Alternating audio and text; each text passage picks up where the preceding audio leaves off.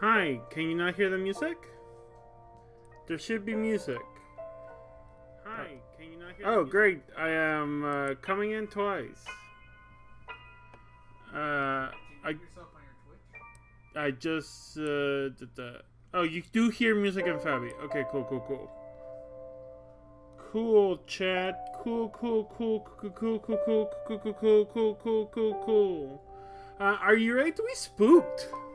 We're gonna play, according to the page, to the itch page, this game is about 1 to 2 hours. It has 3 protagonists. I don't know if that's total or 1 to 3 hours each. So it'll either be 1 to 3 streaming sessions, depending how short it is.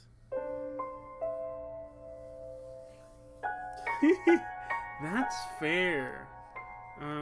Let's move over here. Hello, hi. I can move the moon.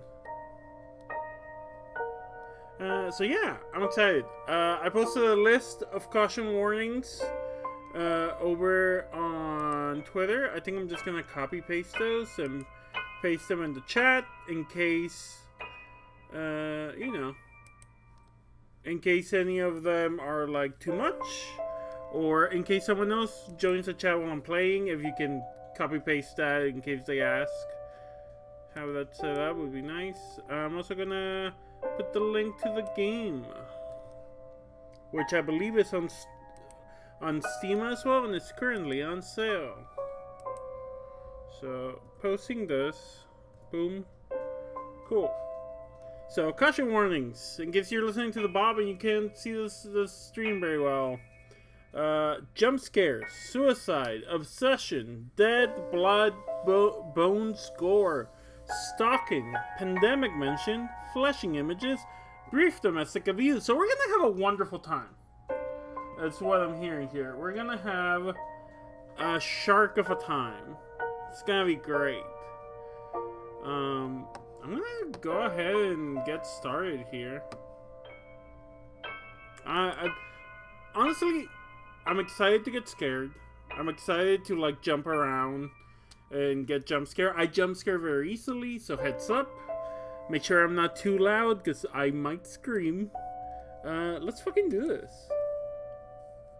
Ooh. Okay, so we have to start with Amelie and then we can do Sophia and Lilika. Okay, cool.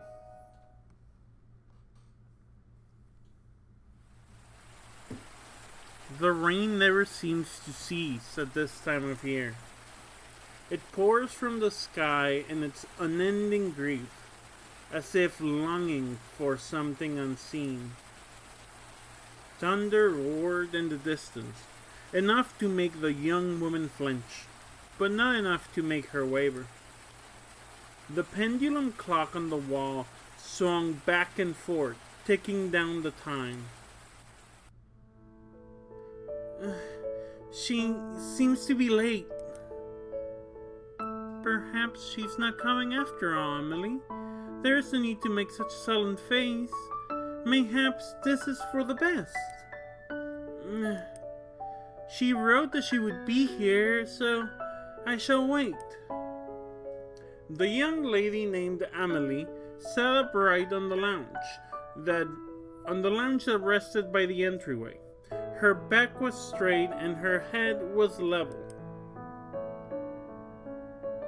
Do you truly believe it's safe to have visitors during the outbreak? Lilika, I believe we have been isolated long enough, and Sophia has written that she is safe. I trust her word. She would not endanger us. And if your pen pal turns out to be a rubber in disguise, what then? Amelie smiled. She has a way with words that only a woman could have. You know, that's what they say about me. That Fabi, she got them ways with words that only a woman could have. A lady rubber then. Nonsense! There's no such thing as women criminals! By the way, Lilica, have you seen my letters? I can't say that I have. A knock sounded at the door, instantly halting their conversation. Amelie rose from her place and took a steady step forward before Lilica raised a hand to her. Allow me. The door groaned as it slowly swung open, and revealed the young woman who knocked at the door. She was drenched from head to toe. Amelie stood in shock. Amelie stood stock still, unsure of what to say. But that only lasted a moment before the woman at her door bounded forward and wrapped her arms around her. This is really interesting because it's like, are we in like the 1800s? And then this bitch comes in with a hoodie. I was like, wait a sec. One of these things is not like the other. One of these things doesn't belong. An amazing hoodie. It's an amazing hoodie. I love it. Yeah, they're just weirdos. They're just very into Lolita fashion, actually. Which is great. Honestly, I wish I could. I wish I had the money to be into Lolita fashion. What's Sophia? So, Amelie's over here. The other girl's like down here. I think it's down here. So, Sophia. Amelie? No. Amelie. I'm just gonna do my regular voice for her. Amelie! Sophia. She blinked before finally allowing her arms to wrap around Sophia's back. Gay. My, you're completely drenched. Did you forget your umbrella, perchance? Or perhaps her umbrella got carried away by the wind? Lilica pushed the door shut, sealing the building. I didn't even think to bring an umbrella. The forecast says sunny all day. My fault for believing it, I guess. Perchance. I can't believe you're truly here. Me neither. About time, right? You're just as pretty as I knew you'd be. And you too. But what are you wearing? What's with the hoodie? Seeing your house, I feel I should have dressed up a little more. No, perhaps it is that I overdress. Lilica stood to the side, her arms crossed slightly over her chest. Her long hair reached down nearly to the wooden floor. Pardon my manners. My dear friend Lilica is here too. I believe I wrote about her in the past. I remember. I kept all your letters safe. Don't worry. As you should. No, she's more like, as you should. Sorry, but is there a chance you have a towel? Of course, my apologies. I would usually have someone here to attend to us, but everyone's been sent home. Only the three of us remain. Wow. Wow. This is the beginning of a great night or a horrible night. And based on the fact that it's a horror game, I'm gonna lean one way over the other. It could be both. Sophia's a time traveler. That's what I'm thinking. Or an alien? I don't know. Her eyes. I guess her eyes are not that different from their eyes. Maybe it's not a horror game at all. Maybe they did that to, like, trick me. It was a prank. Let me fetch you a towel.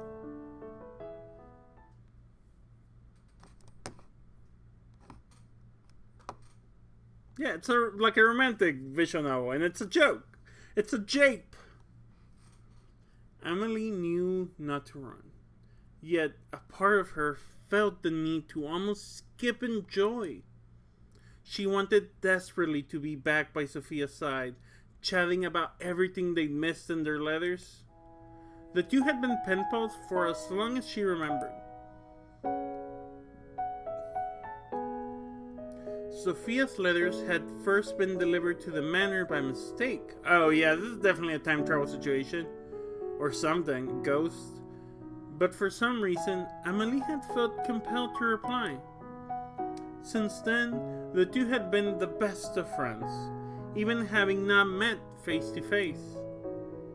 To finally meet now in the flesh had certainly been of great excitement to Amelie.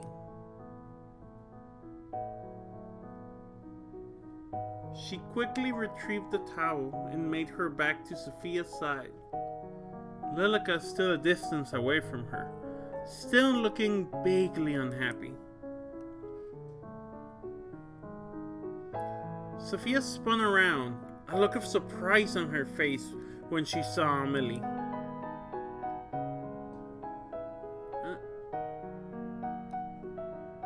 Sophia? Oh, Amelie. Please, use this. Thanks. I'll bring an umbrella next time. I promise. Sophia lightly toweled at her hair and clothing, drying off from the rain she'd found herself caught in. Then, if you're now dried off, would you care for a tour of the house before afternoon tea? That sounds great. On your right is the pantry, and down that hall is the boiler room, but you shouldn't have any need for those spaces. Great music. The two walked side by side, with Lilica trailing slightly behind.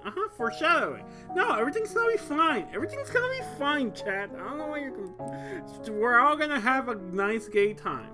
These three girls are gonna hold hands and be happy. These are all guest bedrooms I have prepared. These are all the guest bedrooms. I have prepared this one for your use. If you find anything not to your standards, you can let myself or Lilica know. Amelie, I have a feeling your standards are much higher than mine. I've never even been in a house that looks like this. No? Is your home not similar? How have they not talked about this? Well, it's a lot smaller. There is no shame in that. You own your own property, right? Yeah, I recently bought it. With your I'm gonna go get water, Chad. Sit with that.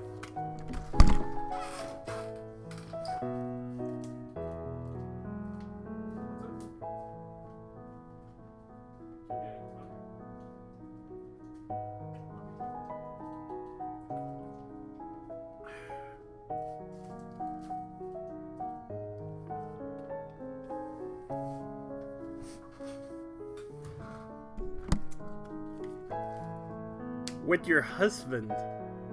Sorry, I had to go get water to deal with that. Yeah. They're anime old? So they could be anywhere from 13 to 28?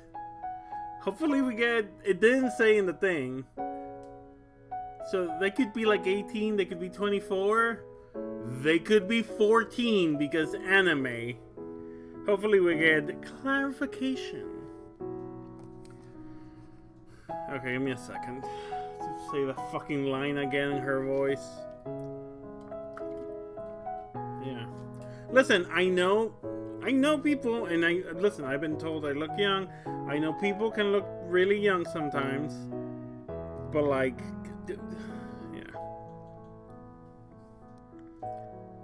with your husband? What? No, of course not. I'm not married. Your father allowed you? This is a time travel thing, right? This has to be. Or something. Your father allowed you? Or they are ghosts and she has come to visit the ghosts? Right? Your father allowed you to buy property on your own? Amelie, you speak just how you write. I'm so surprised. And you speak quite... Oh, that's Lilica. And, you speak quite casually. People usually say that about me. Being here around you makes me want to be more formal. What need is there formality between friends? That's true too. Pogface, PogChamp. I don't know. What else would she say at this moment? Ahem. This is the morning room, where we spend the mornings. Next door is the afternoon room, where we spend the afternoon. And the next door, the dining room. We'll be having afternoon tea in the sitting room here. So many fucking rooms. Rich people have way too many rooms. I'm just saying. At least live with a polycule to make that work. Yeah, that's what I'm saying, Sophia. So many rooms. Upstairs, it's my bedroom and the master bedroom. I must ask that you don't enter the master bedroom, as it belongs to my parents, who are currently away. Of course. I won't go poking around anyway. All this walking has made me parched. Shall we take afternoon tea now? Sure, that sounds good. When you go visit your pen pal girlfriend and you're like, wait, are you in the past? Are you a ghost? I knew you were British. I didn't know you were this British. I'm not gonna do British accents, Chad. I cannot. I'm just heads up. British. Ayo. No, I cannot. Governor. No, I cannot. Why don't you have a seat while Lilica and I prepare our food? Oh, I can come help. Nonsense, you're my guest. It will be remiss to me to allow you to lift a finger. If you insist, but I'm happy to help anytime. Thank you. I will be back soon. Please rest. Amelie? Yes? It's nothing. Take your time.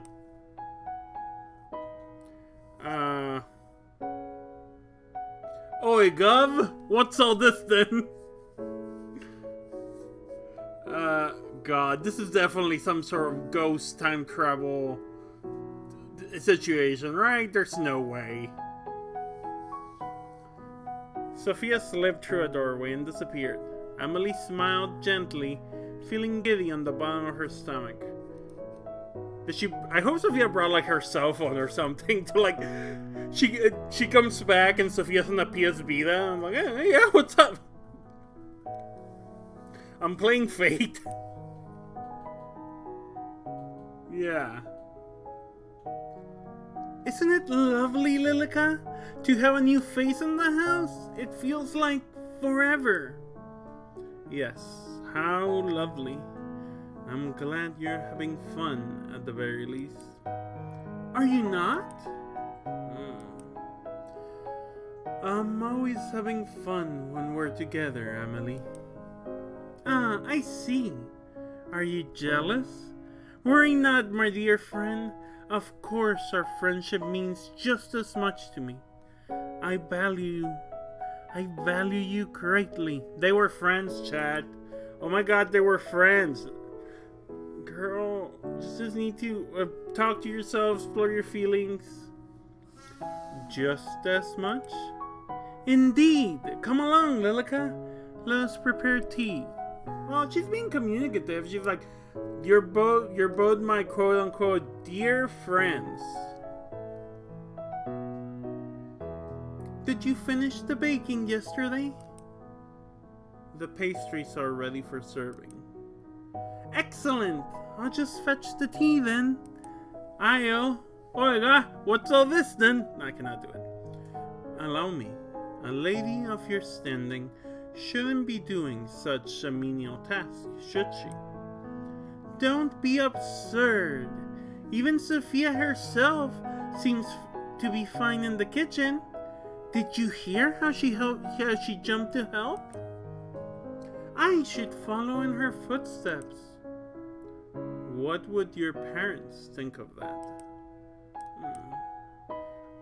I appreciate the sentiment, but they took with them all of the staff. I have these are definitely ghosts. These are definitely fucking ghosts. These are fucking ghosts, right? Like their parents and everyone died, and they are the only ones that remain here, their spirits, right? But they have to be ghosts. I have little choice but to prepare my own tea. And like at one point the veil's gonna drop and the mansion's gonna stop looking pretty and it's gonna be all like abandoned and decrepit and full of like spider webs and shit. It's gonna happen. I see. Then shall I attend our guest? I wouldn't want her to become lonely. Would you? It'll only be a few moments. Of course. Anything for you, Amelie. God, this girl's down bad. It will be a good chance for you to become friends too. I'm sure it will be. So right now we're in her route, so we're probably not gonna see what happens in that scene until the next route. Lilica left the kitchen with slow, deliberate steps. Amelie turned back to the kitchen. I wonder which she would prefer. You could have asked. Okay, Chad. Big question. Oolong tea or green tea? We need to save. This is a big question. What if we fuck it up? Oolong? I do like green tea, but oolong's nice too. Fuck it. Pixel said oolong. We're doing oolong. Father imported this for Mother, but I'm sure she wouldn't mind I borrow a little. They are definitely in the fucking path. They're ghosts. They're fucking ghosts. There. Yeah, of course, the good ending hinges on the tea type, so if everything goes bad, then we just go back and choose different tea, and it'll be fine. Amelie retrieved her finest teapot and 3 matching cups. Pink flowers blossomed over the white surface. Something about it reminded her of Sophia. You're gay, that's why. I'll blame you, Pixel, I promise. I'm back! Ah! Sophia? Oh, Amelie. I'm sorry, you scared me. Oh, that's the jump scare they meant. That's the jump scare they meant, and here I was scared. Is everything alright? Sophia's deadly allergic to oolong. Oh no! Yes, I just think I'm a little tired. Good. I'm sorry for the delay, but I prepared the tea and the pastries. So, this is what high tea looks like. High tea will come later. This is just a simple afternoon tea. Will Lilica be joining us? I believe so. Was she here a moment ago? No, she wasn't here. How strange. She told me she was coming to sit with you. Perhaps she's getting herself busy with something else. Can she only appear around Amelie? Like, she can't, like, show herself? If Amelie's not there, maybe? Should we wait? There's no need. It should be said to let the tea go cold. Amelie poured the tea into 2 cups, slowly, copying the movement she'd seen Lilica do time and time again. Did you have much trouble getting here? A little. My ride broke down, so I had to walk for a bit. Broke down? Oh, I'm extremely sorry. If the staff had been here, I would have sent someone to collect you. It's okay, it's just a little rain. I just wouldn't want you catching a fever. My medicine store has been running low as of late. Walking backwards in time is difficult. Listen, it's hard. Motherfuckers has a bunch of different tea times. That's how rich people be. No worries. I usually carry ibuprofen with me. Okay, here we go. Ibuprofen. She's gonna be like, what the fuck's that? She has to react to ibuprofen, right? She has to react. There we go, baby. Ibuprofen? I haven't heard of it. Anyway, I'm gonna brush that aside. What? No, who cares? What? That word I've never heard.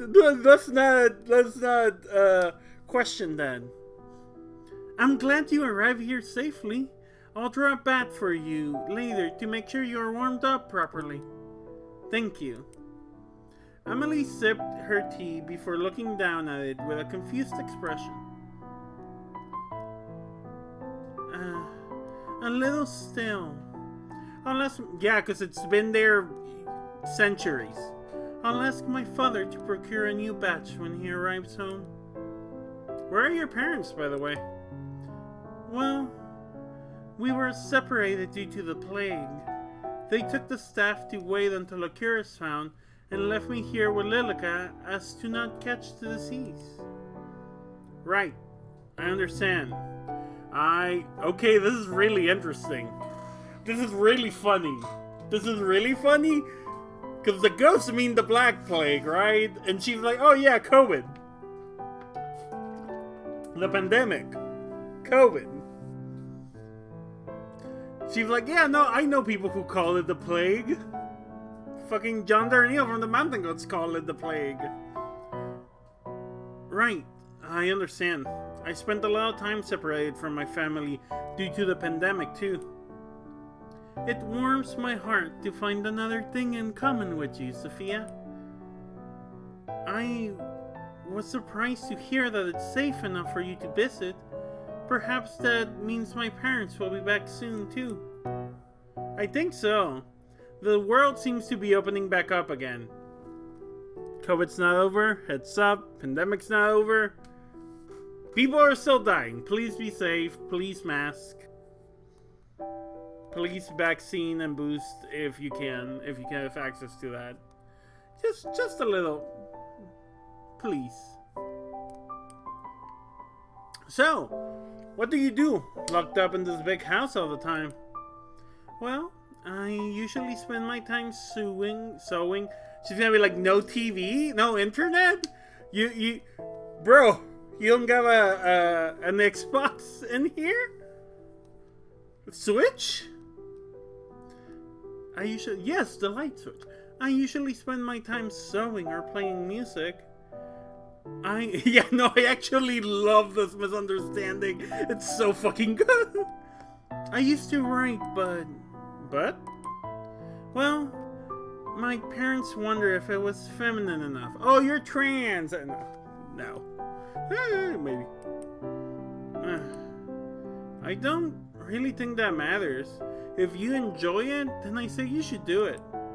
Sophia, then what about you? Well. Okay, so they're university age, presumably, right?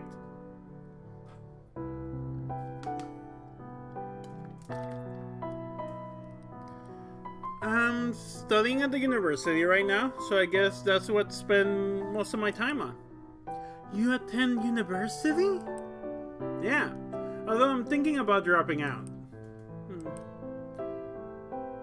Sophia, you are truly filled with surprises. You own your own land and you attend school. How jealous I am. Why don't you do the same?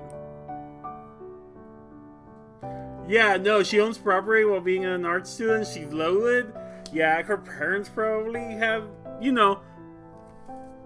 rich and rich, or at least middle class in the present. Oh, no, I'm not allowed. Of course you are. Anyone can attend within reason.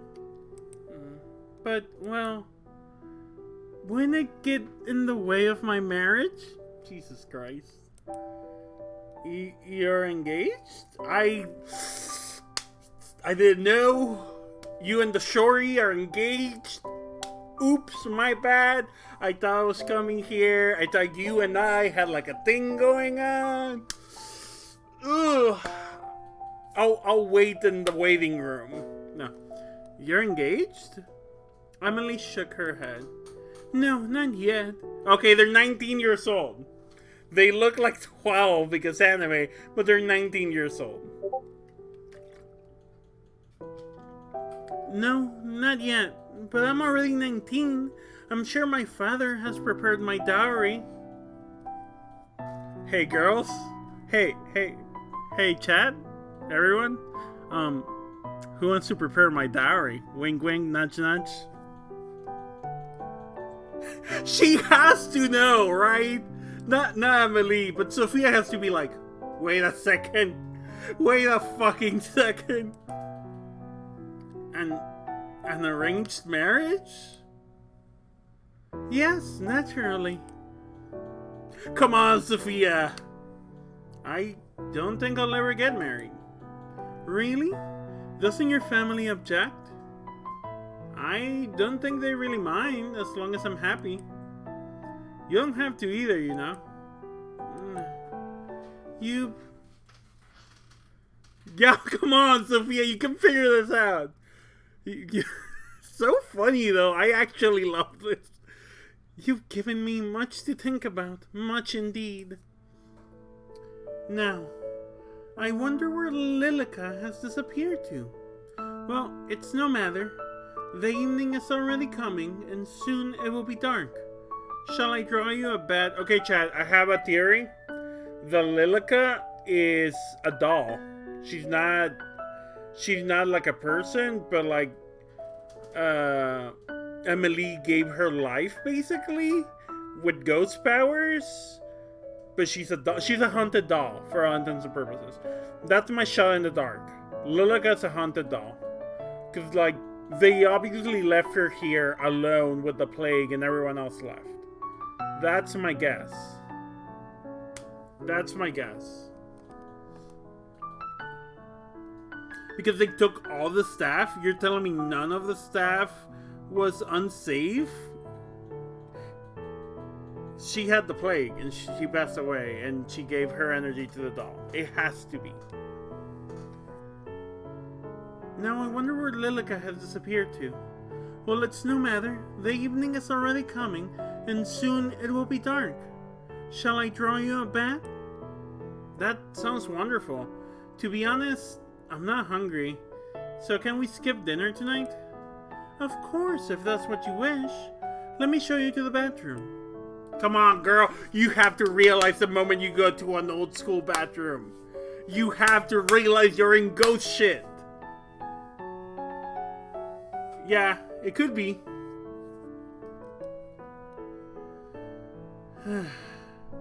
You may not believe it, but my father had taps installed. Isn't that wonderful? Jesus, come on, Sophia. You use Tumblr, you use Reddit, come on, you have to get this. You have to get this, my girl. Like, taps for a bath? That's right. We used to have our maids fill the bath, but now there's no need.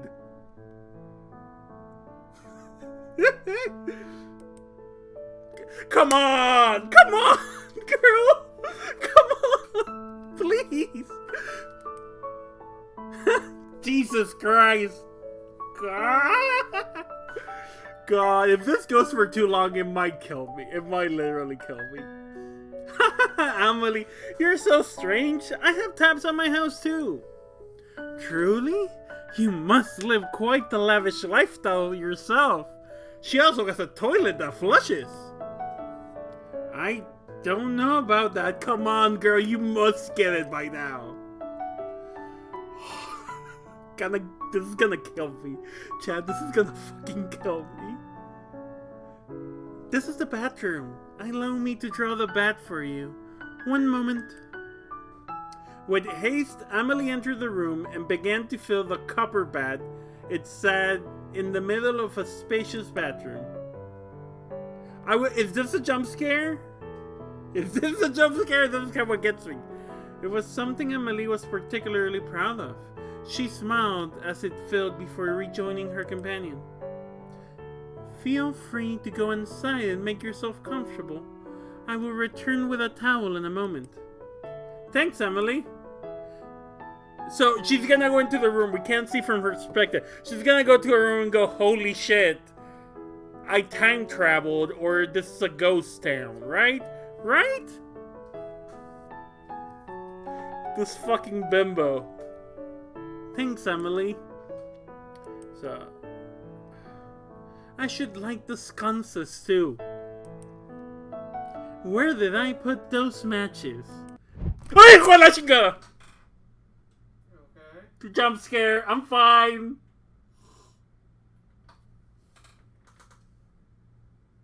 I'm okay. I jump scare very easily. So, get ready to hear me cuss in Spanish.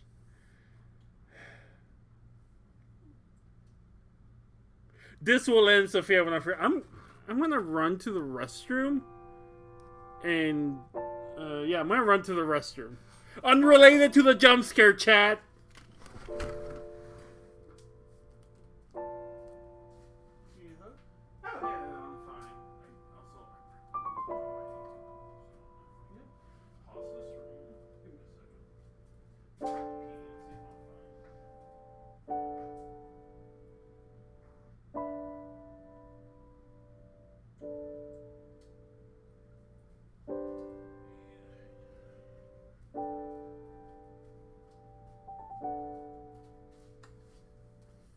Hey, chat. So, your girl has to use the little bear's room. It will take me like 5-10 minutes. I'm gonna leave you with.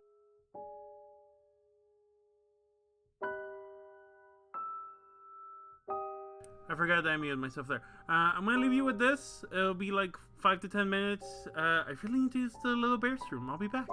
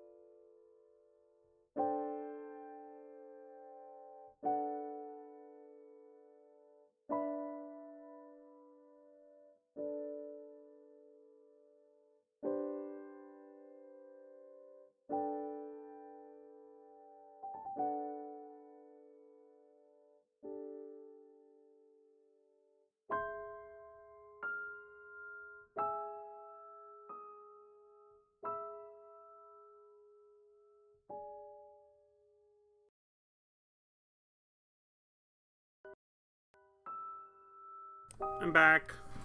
I'm back, Chad. So, the phrase scared shit. No. It wasn't related, it was just good timing. That's all I'm saying.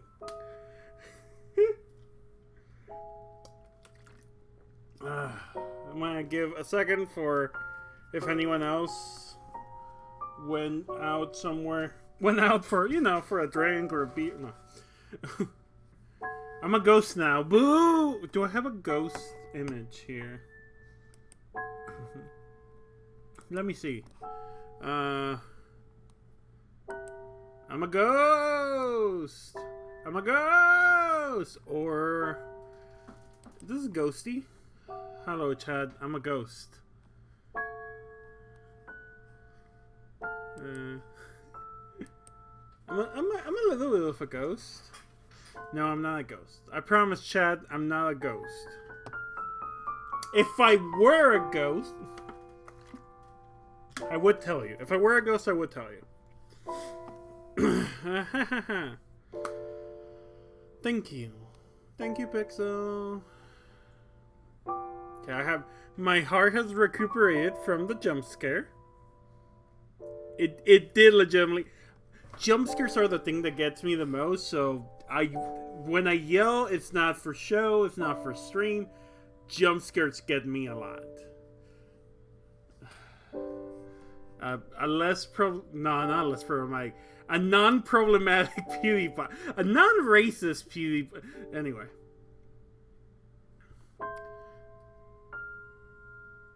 Ah! You gave me a fright. You sure fucking did, Lilica. Where have you been? Preparing the guest room for a dear friend, of course. How kind. Sophia's just preparing for a bath at the present. I'm going to retrieve a towel for her in the linen closet. Amelie? I think it's better you send her home post haste. Oh, yeah. Lilica's 100% doing a murder? Yes. I've seen like The Help. No, not The Help. That was the white woman saves racism. What's the one where like the hosts, the one where like the lady, the kids that she cared for are ghosts, right? Anyway, I'm great at explaining things. What? Maybe there's like a thing that murders. Oh, maybe Amelie turns into a monster. That's a good one. Yeah, I was like, hey, you can't kill me because I'm dead or a doll, but like you can kill your friend. She should leave.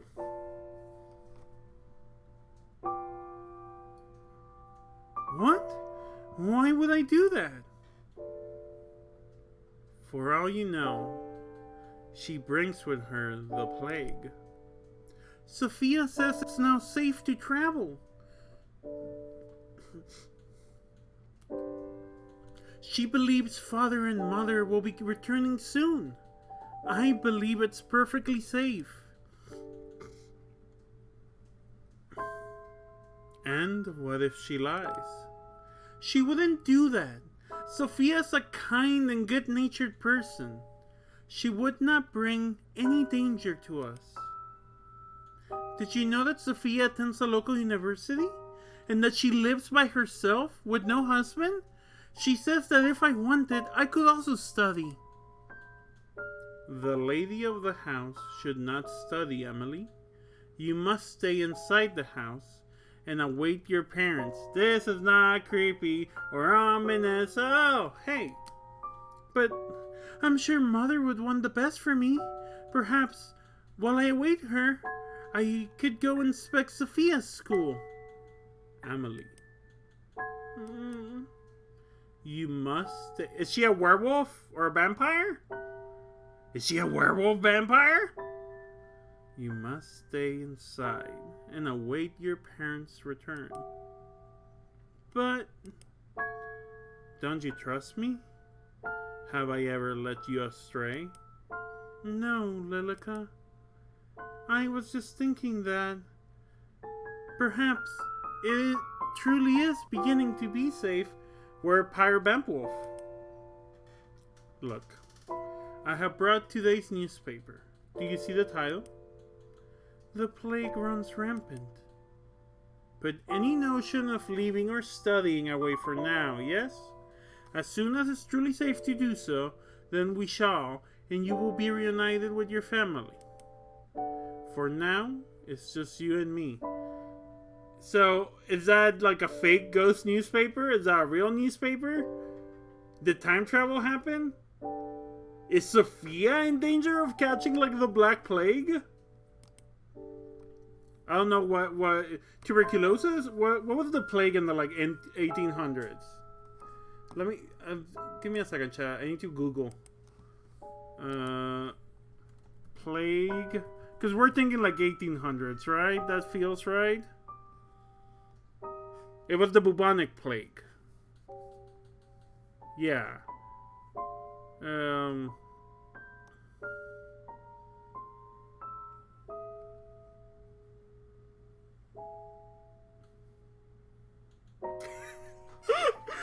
Lilica may be gaslighting before gas was invented. This is true. This is possible. Gaslight, gatekeep, girl boss. Okay, but are they gonna go like, oh, Sophia, you're the liar now?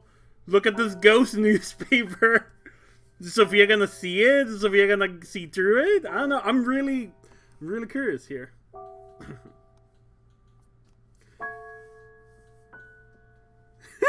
University is being gatekept. Now soon girl bossing. May the girl bossing commence. I'm glad you're here. As I am. As am I. Ah, the towel. Let me go retrieve it. Go ahead. The linen cupboard was filled with various towels and beddings, all clean and properly folded thanks to Lilica. Which would suit her. I do like that she's like, oh, this girl's lying to me. Or this girl said things that aren't true. I need to get her a nice towel. Ooh. I can't say no to pink. Chat, I can't say no to pink. We need to save. Save here just in case the pink and blue choice really changes everything. I'm sorry, Pixel, I have to do pink. If she hates pink, we'll go back. But I have to do pink. Oolong tea, pink towel. Yeah.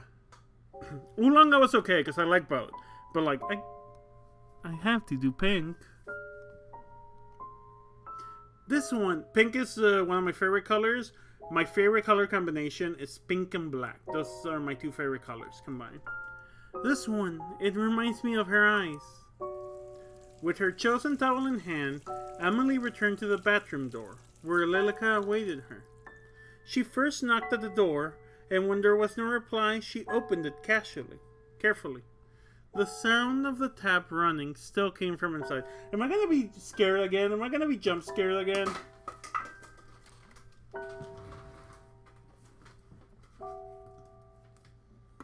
Excuse me, I'm coming in. I'm gonna get jump scared again, huh? Yeah, I'm gonna get jump scared.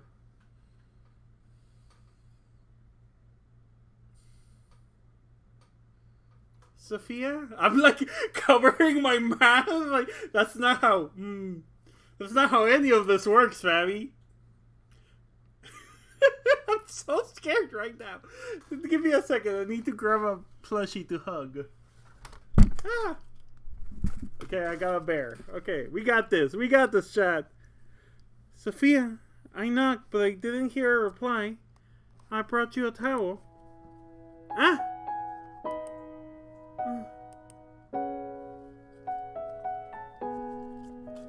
Amelie first saw a slender, marble-like back. Then she noticed the blue hair that fell on those bare shoulders. Broad shoulders are for broads. One side tucked carefully behind an ear. Oh, Sophia, Please forgive me. I didn't realize you had already entered the bed. No, it's okay. I'm sorry you just surprised me. I'll leave the towel over here. Thanks. Okay, this girl gay. Amelie being like, Lilika, I think I'm gay. Lesbian. Did you tell her she must depart? No, Is something the matter? Are you feeling unwell? Your face is bright red. She's just discovering things about herself, Lilika. It's okay. Sophia will stay until she decides to leave. She's like, listen, I am having feelings. I need her here to explore those feelings. As you wish. I'm sorry, Lilika, but the image of that small and beautiful bag filled up Amelie's mind. Hey y'all, you ever get your mind filled up by the image of a small and beautiful bag? I do. It's not necessarily small, but beautiful. She got a bag that just won't quit. Oh god. Well, we got our horror and we got our gay. We got everything that the tin promised, so anything else is gravy, baby. I believe it's only fair, after she traveled so far, and she is my friend. I will finish preparing the guest room. Let me come help, Sophia. Let me come help. Sophia, when you're done in there, you can come to your room. From the other side of the door, Sophia's voice came in return. Hey, Nancy. That's what Sophia said. No. Hey, Nancy. Okay, so let me catch you up real quick. Gay horror visual novel. 3 girls. You got your... I'm pointing with the mouse. This is Amelie. She's the one we're controlling in this route. Then there's a route for all the other 2. She's like lady of the house. Presumably 18... Very gay. Presumably 1800s. I'll explain later. The Black Plague... the bubonic plague is going rampant. She's left alone in her mansion with her and her friend, who I think it's a haunted doll, but it might just be her friend, Lilika. This is Lilika. Lilika is mad because Amelie invited her pen pal, who she got letters by mistake and then started talking to her, Sophia, over. And Lilika's mad that Sophia's here because she's gonna spread the plague. Sophia came in a fucking hoodie dress and goes to university, and presumably she mentioned the pandemic, but our pandemic presumably. So there's definitely been some time/ghost shenanigans happening, and they're gay. So we'll see what happens. Look at the hoodie. Look. And this girl can't realize, okay, maybe I'm time traveled. Sophia's presumably alive. Maybe it's backwards. Maybe the ghost time travel. Okay. Okay, thanks, Amelie. The guest bedroom was freshly cleaned, with new linen on the bed and a lit lantern beside it. You did a fine job of preparing the room so far. Thank you, Lilika. Anything for you. This girl's down bad, for the record, for her. And she just saw Amelie in the bed, and she's like, oh god, she's so hot. Gay feelings. And she doesn't have a husband. I was thinking, tomorrow, if the rain has cleared up, we could open the greenhouse again and have morning tea there. It's been so long since we last used it. Didn't we already speak of this? You know she's a fucking ghost, don't you? You know she's a fucking ghost, don't you? And she seems to only be around when Amelie is around. And they were roommates. You cannot leave this house. But surely the greenhouse would be safe. No one else uses it, and it's only a few steps from the back door. It is unsafe. You know this. What's gotten into you? Is it because of your friend? I just thought it would be nice to at least sit in the sun. Then you may sit by the window in the dining hall. Is it really so unsafe that even taking a bear accent, even taking a PA outdoors would be dangerous? Yes. This gaslight gatekeep girl boss over here. Sophia! I see you're done with gay remembering the bad. Amelie shook her head, trying to remove the image that was still plastered onto it. Were you talking about the greenhouse? Yes. Did you see it when you arrived? I did. Time travel, and ghosts. It looked as if the plants inside had died. Oh, that's impossible. It's barely been any time since the gardeners left. I'm sure the plants inside are more sturdy than that. Well, even if they have died, maybe we could go and replant some things tomorrow. How wonderful! Have you not heard a word I said? It is unsafe to do so. Oh,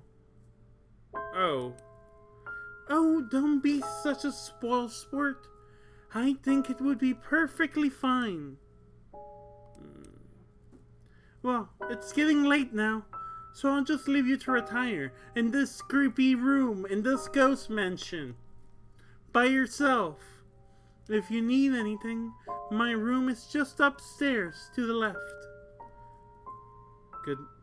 Good night, Sophia.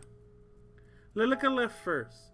The door, which was still hanging slightly open, shifted as she went.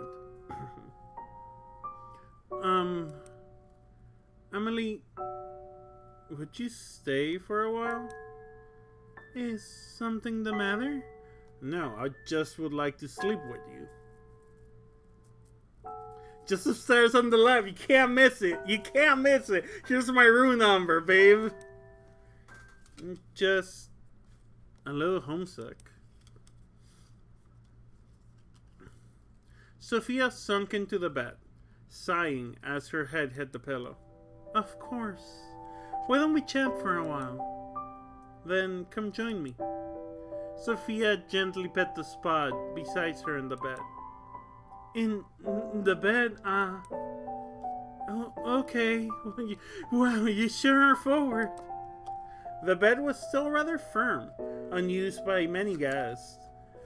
Amelie took a deep breath to calm her racing heart. Jesus Christ, you are sitting in a bed next to a girl. You're not blowing her. Please calm down. Yes, girls can sit in the same bed as girls. Amelie took a deep breath to calm her racing heart before she finally looked towards Sophia. Thanks for staying with me for a while. It's nothing to worry about. Truly, I wanted to spend more time with you too. Really? You don't find me boring? You are the most interesting person I've ever met. Don't be silly. Don't be silly. I am being completely honest. You truly are unique. I think the same about you. I've never met anyone like you, really.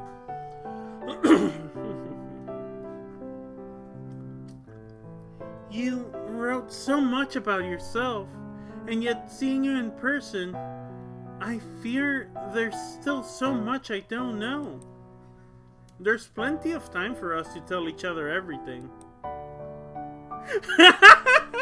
Sophia, ask her if she's a ghost. She has to tell you. It's the law. I'm not a cop. I'm not a cop. Ooh, I can't afford this in a cop salary. I mean, I'm not a cop. I'm not a ghost. I'm not a ghost. I can't afford this in a ghost salary. I mean, I'm not a ghost. Doing Giant Bomb Film and 40s Fast and Furious references over here. Then tell me something about yourself. Something you've never told anyone. Jesus Christ, you go hard, honey, right? Oh, interesting. I'm partially blind in my right eye. Really? How well can you see? It's okay. Just a little blurry, really. You tell me something. Well, when I was 12, I stole the cookie from the cookie jar. No, I stole the cookie jar from the kitchen and blamed my brother. He was scolded for hours. What a mischievous child. I'm sure your brother wasn't all too pleased. Actually, it was his idea. He knew I wanted it and told me to tell my parents it was him if I was asked. What a good brother. Where is he now? Did he go away with your parents? Amelie shook her head. He's dead. No. Sorry. Ruining the mood. With inside jokes no one will get. Shake it, brother. He died when he was 16. Oh, I'm so sorry, Amelie. What happened? Scarlet fever. Okay, you have to react to scarlet fever. You have to fucking react to scarlet fever. People don't have scarlet fever now, do they? Do they? Am I being dumb and ignorant? I'm Googling it. Is scarlet fever still around? It's less common now, but outbreaks still occur. Okay, okay. Blind in one eye and an art student?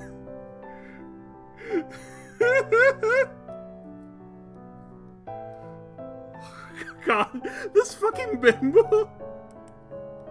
God, come on, you have to say something about scarlet fever. So my family was left with only me as an heir.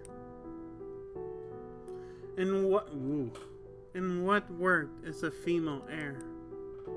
You're worth plenty. More than plenty. Thank you, Sophia. But you're not gonna say anything about scarlet fever. You're just gonna let that pass through you, huh? Chingado with you, God. But some days I am unsure. It's your turn again. Truthfully, I said before I didn't want to get married, but that's not exactly right. I do. Oh? I just don't want a husband. Then, I'm sorry, does it make you uncomfortable? No.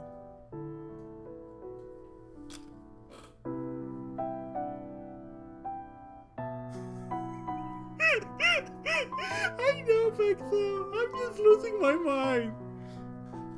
Hey, everyone, does anyone here not want a husband? I also thought that I don't, you know.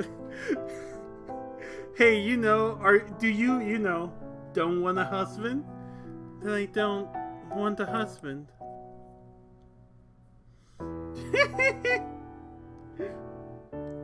Whenever my father has brought it up, I've felt sick to my stomach. Oh my God, you're so fucking forward. I love you. Now realize that they're ghosts. How about coming away with me for a while? Away? Outside of the house? What about the sickness? It's okay now. You'll be okay. You could come stay at my house. I could show you around my school. You don't have to go through an arranged marriage if you don't want to. You would do that for me? You are my dearest friend, and I actually... Are we gonna get a fucking jump scare again? So scared. I'm so scared. Chad, I'm terrified. I'm holding the plushie again. If the ghost... Will the ghost die if she leaves the house? Maybe. I actually... Oh, there we go. I prevented that. The other girls are like, no gayness allowed! Boo boo. Stop being gay in there! If Sophia's a ghost, I think that'd be cool. She's a ghost that time travels.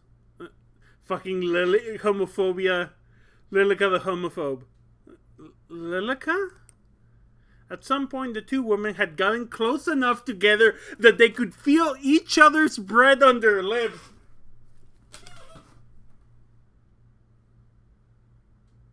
This is so gay. This is so fucking gay.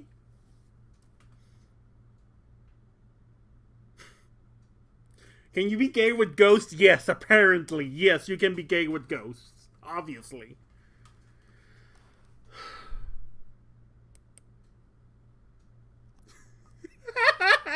That is the sound of me getting up and throwing my arms. The two parted with reddened cheeks. Amelie quickly brushing her skirt off and standing up. Fucking homophobic ghost. I hear you fucking in there. I hear you holding hands. God. I should be going to bed. Please rest well. We can talk more about it in the morning, right? Just ask her to spend the night with you. Right. Good night, Amelie. I'll see you tomorrow. God damn it. Lilica? It is late. You should retire to your bedroom. Yes, I shall. It's nice having someone else around, isn't it? Don't say that to her. You can see she's so down bad for you. I feel as if the manor's coming back to life. I hope we see Mother and Father soon. I'm sure we will. Shall I see you to bed? Yes, please. The hallway was darkened, with only a few sconces and candles lit along the way. Usually, that would fill Amelie with a sense of comfort, but right now, the flickering flames seemed to make her feel distressed. Whether that was because of the way her mind was racing or the way her heart was beating, she didn't know. I love that Amelie is stuck in a Victorian queer coming of age romance, while Sophia's stuck in some fucking ghost shit. She doesn't notice it. God. Yeah, Sophia's like, oh, they just use candles. That's so quirky. Is that why she was like, oh, she's probably gay, this cottagecore bitches. Actually, they're probably in a TikTok craze. That's why they're using candles. As she rose up the grand staircase, her eyes lingered on the large stained glass window. The moon shone through the colored glass, leaving a rainbow of colors on the steps. Ghosts can be gay, apparently. It caught her attention for only a moment before she retreated to her bedroom. Lilica, may I ask you a question? Certainly. Have you ever heard of a... Don't ask this, bitch! Have you ever heard of a woman loving another woman as a woman would love a man? Where did you hear about such a thing? Nowhere in particular. It was just a thought that came into my mind. I think you are overtired because of all the excitement, Amelie. I think it might be best if you get some rest. Yes, alright. Good night, Lilica. Good night, Amelie. Lilica said, even if I'm gay but also homophobic.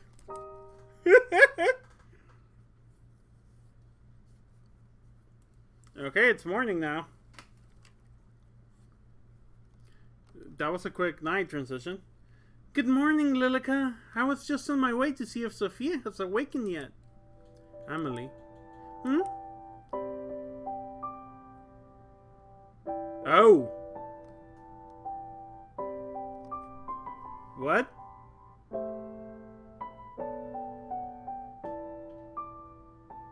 Is this where this ends and then we see the other routes? Sophia disappeared during the night. I believe she went to the same place your parents went. What? That cannot be right. Don't run, Amelie. Amelie dashed down the hall and knocked quickly on the door to the guest bedroom, which fell open with no resistance. Inside, the bedding was disheveled, and her luggage was strewn about. It's not true. She wouldn't just leave without saying... Did she kill her? She wouldn't... Look at this murderous bitch. She wouldn't just leave without saying goodbye. Dearie me, I told you it was a bad idea for anyone to visit, didn't I? Oh, Lilica, this isn't fair. I thought she said we would. There, come here. Lilica wrapped her thin arms around the young woman, gently patting her on the back. Girl boss! She gatekept, she gaslit, and now she girl bossed. This fucking expression.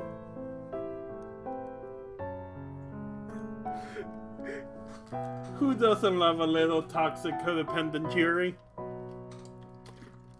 Fucking BB over here. See? You shouldn't depend on anyone else. I'm here. I won't ever leave you. I would love if Sophia just showed up. She was like, hey! I went to the restroom. Y'all don't have to... Y'all don't do your morning... Yeah? Amelie clutched at her back, tears already falling from her eyes. We'll be together forever. Together forever. You and I will be together forever, right? Side 1, Amelie. Together forever. What happens if I click continue? It's just, yep. Okay. Well, that's the stream. No. Okay, so... Oh. I wonder if this is 2 out of 2 or there's 2 endings here. It's probably 2 endings, right? So now we're gonna find out what's up with Sophia. How long has the stream been? It's only 3. We still got. I got 2 more hours in the plans. We still good. Checking we're all good in the neighborhood. What's up? We still good? Yes. Just finished route 1 before I do route 2. Checking. Cool. Okay. That was short. Yeah, that was short. Did not expect that. I know it said it was going to be short. Didn't expect it to be that short. Here we go. We're going to find out.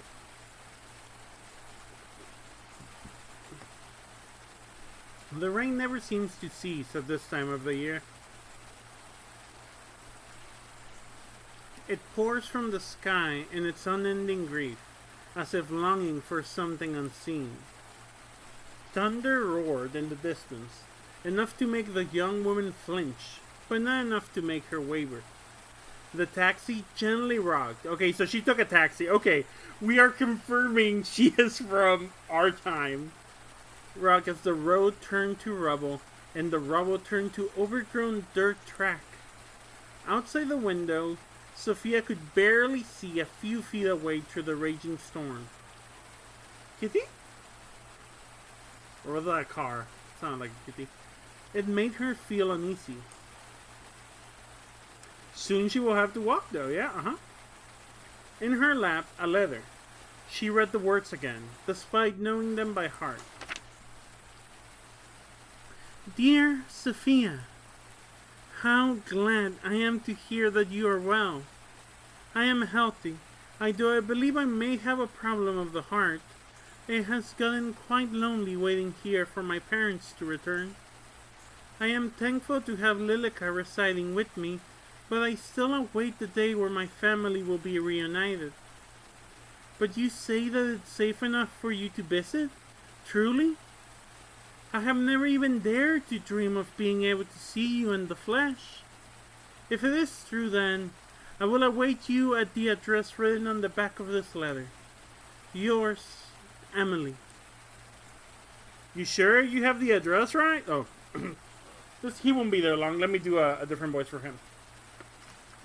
Oi, oi. You sure you have the different... No, I don't like that either. You sure you have the address right? We are in the middle of nowhere.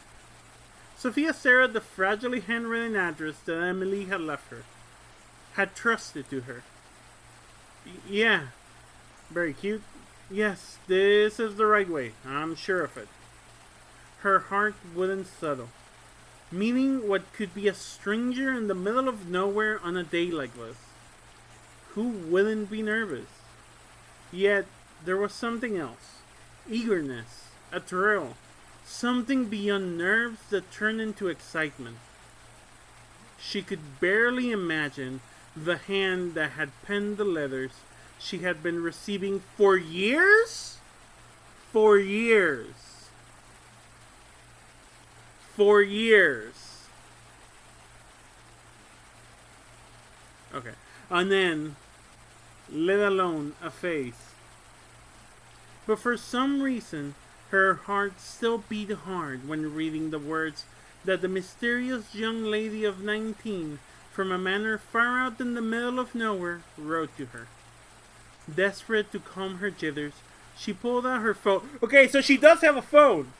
She has a phone, looking to send her worried family one last message of reassurance, only to find that, her phone died, the battery died. Wouldn't switch on. You're in the past. The phone stopped working in the past. I guess. I'm sure I fully charged it.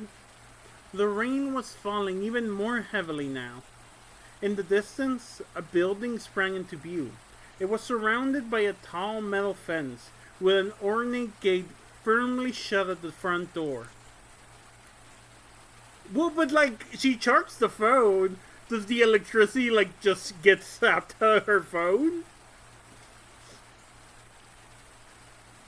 Just then, is that why the taxi also stopped working? The taxi sputtered and rolled to a stop, smoke rising from the hood. What the? I had this serviced a week ago. Is something wrong? Sorry, miss. Looks like we're out of action. It's okay. I think we're nearly there anyway. Pulling the cash from her wallet, she handed over her fare and stepped out of the car. Yo, miss! Just be careful. The rain bucketed down from above, soaking her to the very core. As she shivered as she dashed towards the iron gate.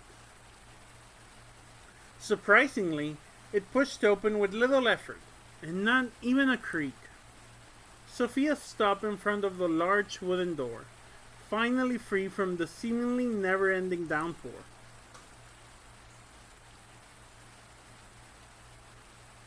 From afar, that door had seemed inviting enough.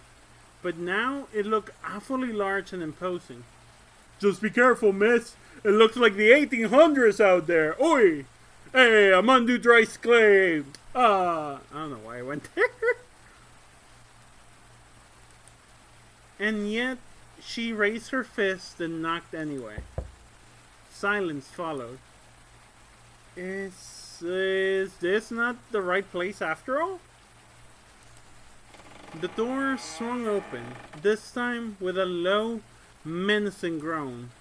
On the other side of the doorway was a fair girl with long brown hair and golden eyes. Sophia, forgetting the fact that she was soaking wet, rushed forward and embraced the girl because she's a homosexual, and you know what? She's so valid for that. Amelie! Sophia! Amelie's gentle arms wrapped around Sophia's back in return, and finally, all of Sophia's worries melted away. My, you're completely drenched. Did you forget your umbrella, perchance? Or perhaps,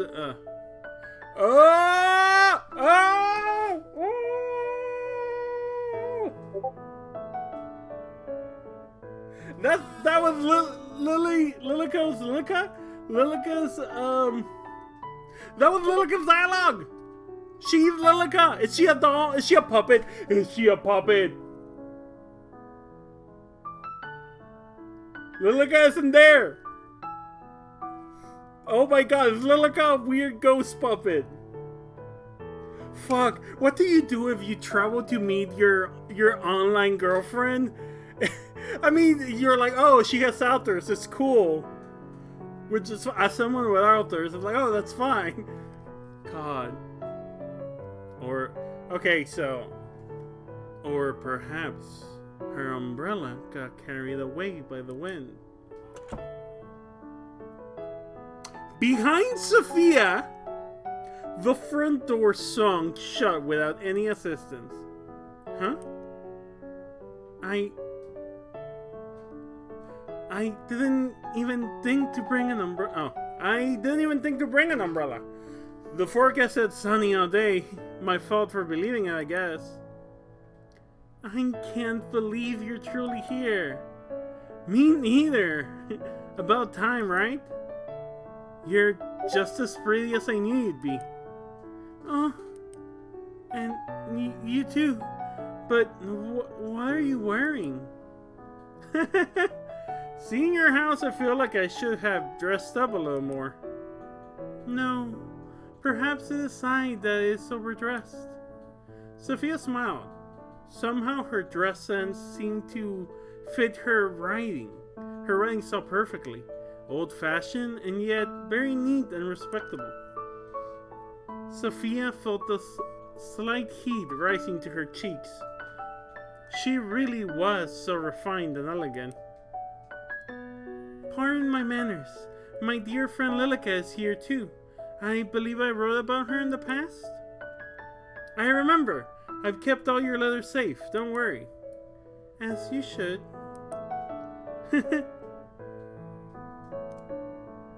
Huh. So she's reacting to what Lilica's saying, but she's like, yeah, your friend Lilica's here somewhere, right? But she's not here right now. She's here somewhere. God, this is the fucking I see dead people of gay shit. The I see dead people of Yuri. God. Sorry, but is there a chance you have a towel? Of course, my apologies. I would usually have someone here to attend to us, but everyone's been sent home. Only the three of us remain. Let me fetch you a towel. Amelie withdrew from the hug. She was a little taller than Sophia, despite both being the same age. Sophia peered up at her from below before she disappeared down the hallway and into another room. This really is a manor. When she told me about her house, I almost didn't believe it. A layer of dust rested against the tabletop, along with a few other items. On the settee, a newspaper sat open. Okay, we need to save.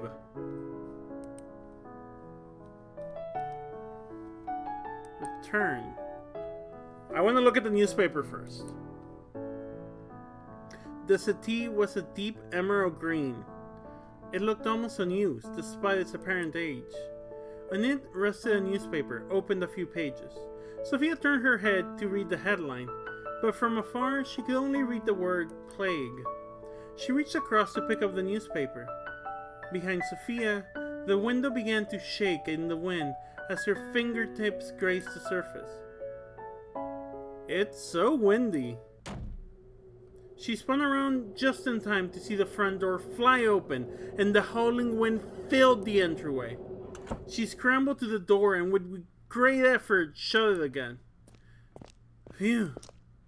Amelie? When Sophia spun back, the newspaper and the items on the table were all gone. Okay. Dun dun. Sophia? Oh, Amelie. Please, use this. Thanks. I'll bring an umbrella next time, I promise. So, after this one, if we get the Lilith's double ghost, yeah. If we get the bad ending, or even if we get the good ending, I do want to go back and see what happens if we see the other option here. More than in the other one.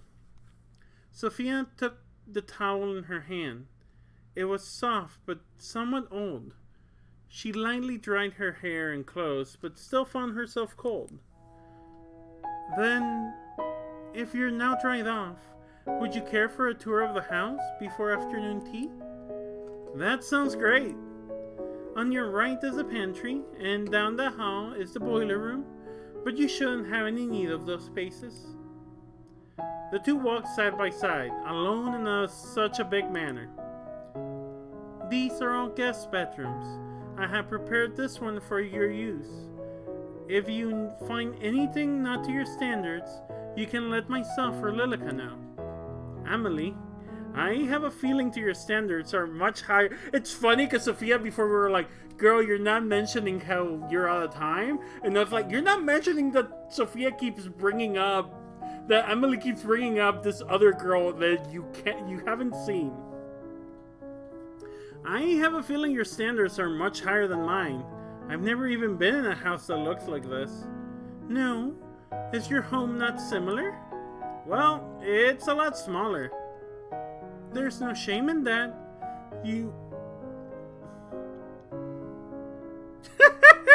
Lilica's just on the frame, laughing too. There's no shame in that. You own your own property, yes? Yeah, I recently bought it. With your husband? What? No, of course not. I'm not married. Your father allowed you to buy property on your own? Amelie, you speak just like how you write. I'm so surprised. And you speak quite casually. People usually say that about me. Being here around you makes me want to be more formal. What need is there formality between friends? That's true too. This is the morning room, and next door is the dining room. We'll be having afternoon tea in the tea room here. So many rooms. Upstairs is my bedroom and the master bedroom. I must ask that you don't enter the master's bedroom, as it belongs to my parents, who are currently away. From the landing below, Sophia could see the door to the master bedroom. For some reason, her eyes were glued to it. Oh, Jesus Christ.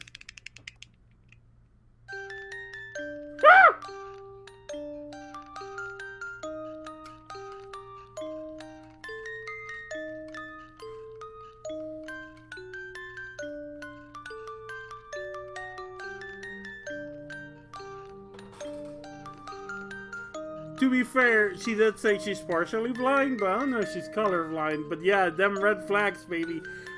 You ever look at the door, and then in your brain, the door says come inside? And then a creepy music starts playing? But this girl's so gay that she's like, oh, come inside. Hey, Cassidy, spider jump scare. I guess I should say that in a voice, like... Oh. Come inside. No, it should be creepier. Come inside. Come open the door. We are waiting for you. Cursed old pussy got me acting unwise. Also, hi, Cassidy. God, how to recap everything that's happened. This is Sophia. She's from our timeline. This is Amelie. She's from the 1800s and probably a ghost. She has a little friend called Lilica, who's also her, maybe? Or some sort of cursed invisible ghosts. These are gay. There is plagues and pandemics going on. God damn it. Curse no pussy got me acting unwise. God. Of course. I won't go poking around anyway. Sophia shook her head, and time seemed to resume around her. Normal stuff. Completely normal stuff. We did the Amelie route, and now we're doing everything again, but from Sophia's point of view. All this walking has made me parched. Shall we take the afternoon tea now? Sure, that sounds good. Why don't you have a seat while Lilica and I prepare our food? Oh, I can come help. Oh shit.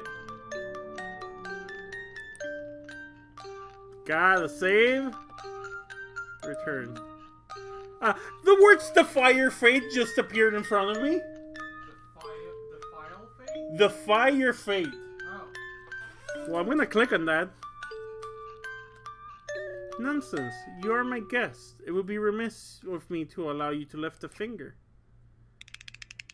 If you insist, but I'm happy to help anytime. Did that change anything? Did I not click it? I'm gonna, can I load from here? I can load from here.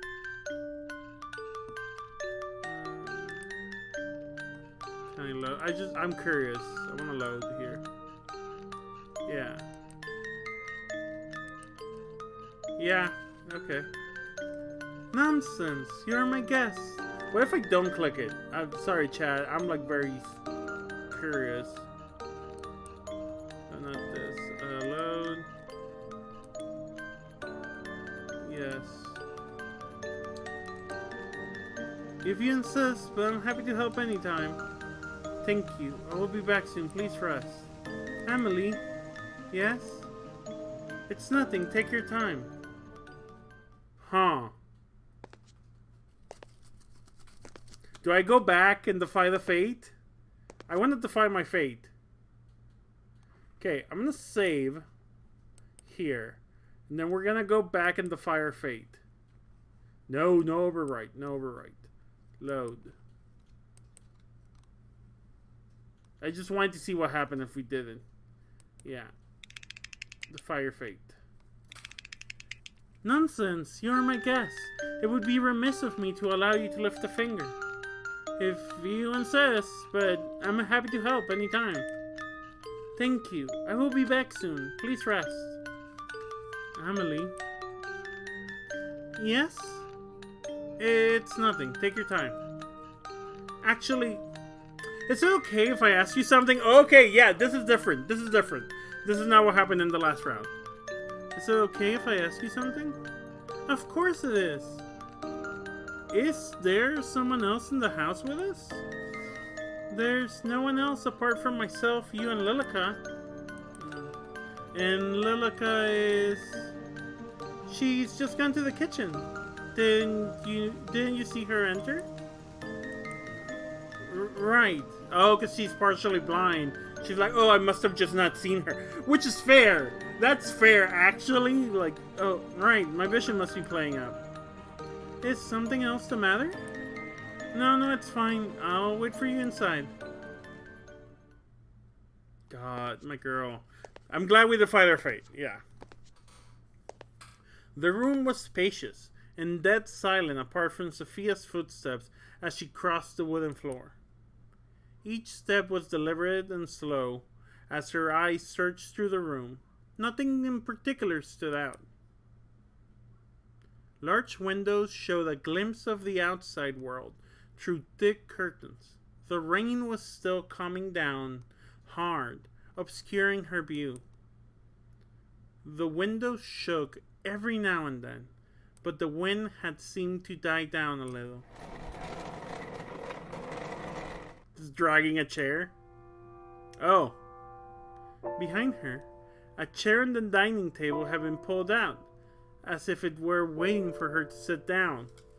Is she gonna go like, oh, this is like weird technology, the chair is mechanical, instead of it being Lilica? Amelie, was that you? Amelie.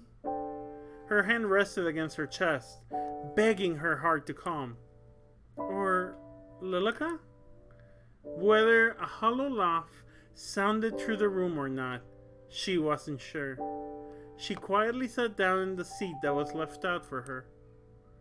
The table was already set, but once again she noticed a thin layer of dust on the surface. Through the silence, Sophia could hear it again. Footsteps, but this time from directly above. The master bedroom? Oh! Heads up and reminder of the caution warnings. Gonna go grab those real quick. Boom, boom, boom, boom, boom. Grabbing those real quick. Posting them again. There they go. Reminder of the caution warnings. Jump scares. Suicide. I did look away. I did define my fate. Yes. Suicide, jump scares, obsession, death, blood, bones, gore, stalking, pandemic mention, flashing images, and brief domestic abuse. Just, the moment the news comes on screen, you want to reiterate the caution warnings. In front of her very eyes, Sophia watched the scene unfold. Yeah, I think so far we've gotten jump scares. I guess suicide with the news. Obsession for sure. Pandemic mention.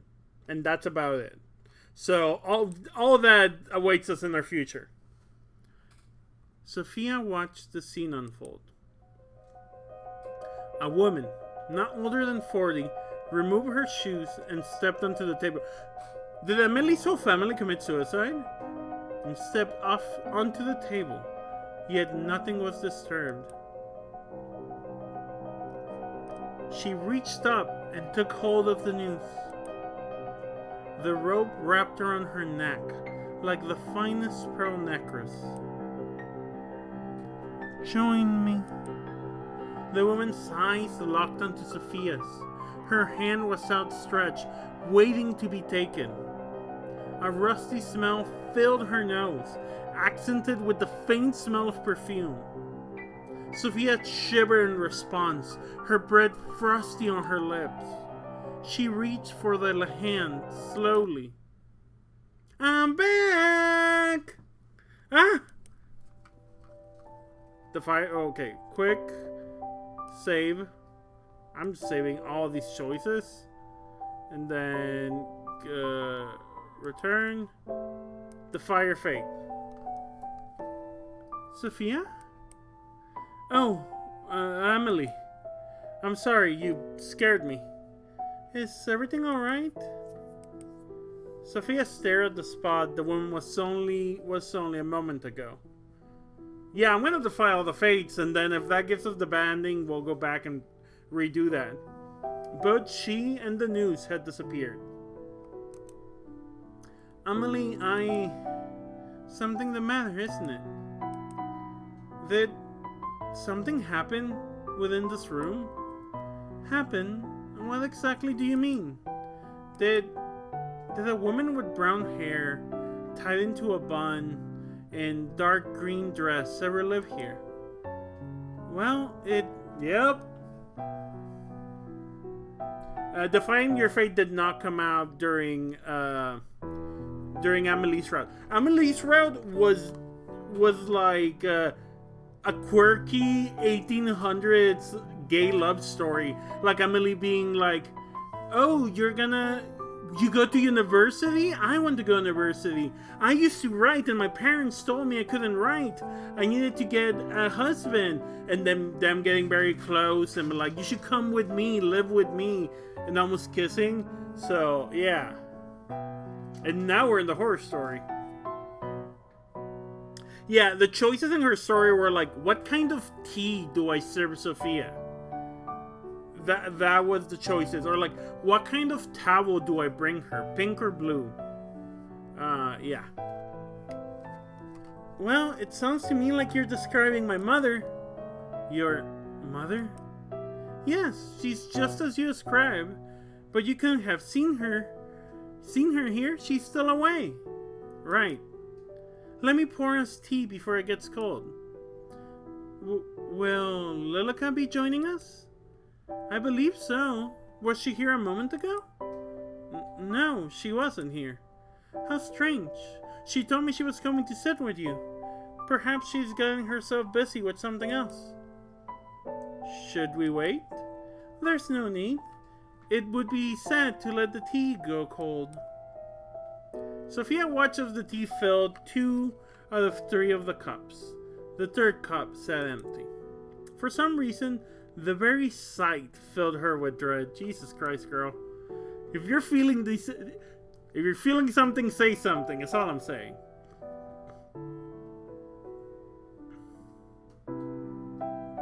She picked up the cup and brought it to her lips. It was oolong tea. That's what I chose in Route 1. Oolong tea. It was oolong tea. The taste was bitter and musty. With her heart on edge, she placed the cup back down in the saucer, smiling towards Amelie. Did you have much trouble getting here? A little. My ride broke down, so I had to walk for a bit. Broke down? I'm extremely sorry. If the staff had been here, I would have sent someone to collect you. All these red flags must be the lighting. It's okay. It's just a little rain. I just wouldn't want you catching a fever. My medicine store has been running low of late. No worries. I usually carry ibuprofen with me. Ibuprofen? I haven't heard of it. The manor was decorated with red flags. That was the style at the time. Anyway, I'm glad you arrived here safely. I'll draw a bed for you later to make sure you're warmed up properly. Thank you. Amelie sipped her tea before looking down at it with confused expression. It's a little stale. I'll ask my father to procure a new batch when he arrives home. Where are your parents, by the way? Well, we were separated due to the plague. They took the staff to wait until a cure is found, and left me here with Lilica as not to catch the disease. Right, I understand. I spent a lot of time separated from my family due to the pandemic too. The flags are in red, they're just blood-stained. I do like the, oh yeah, I get you, pandemic. And over here being like, the plague. Bless you.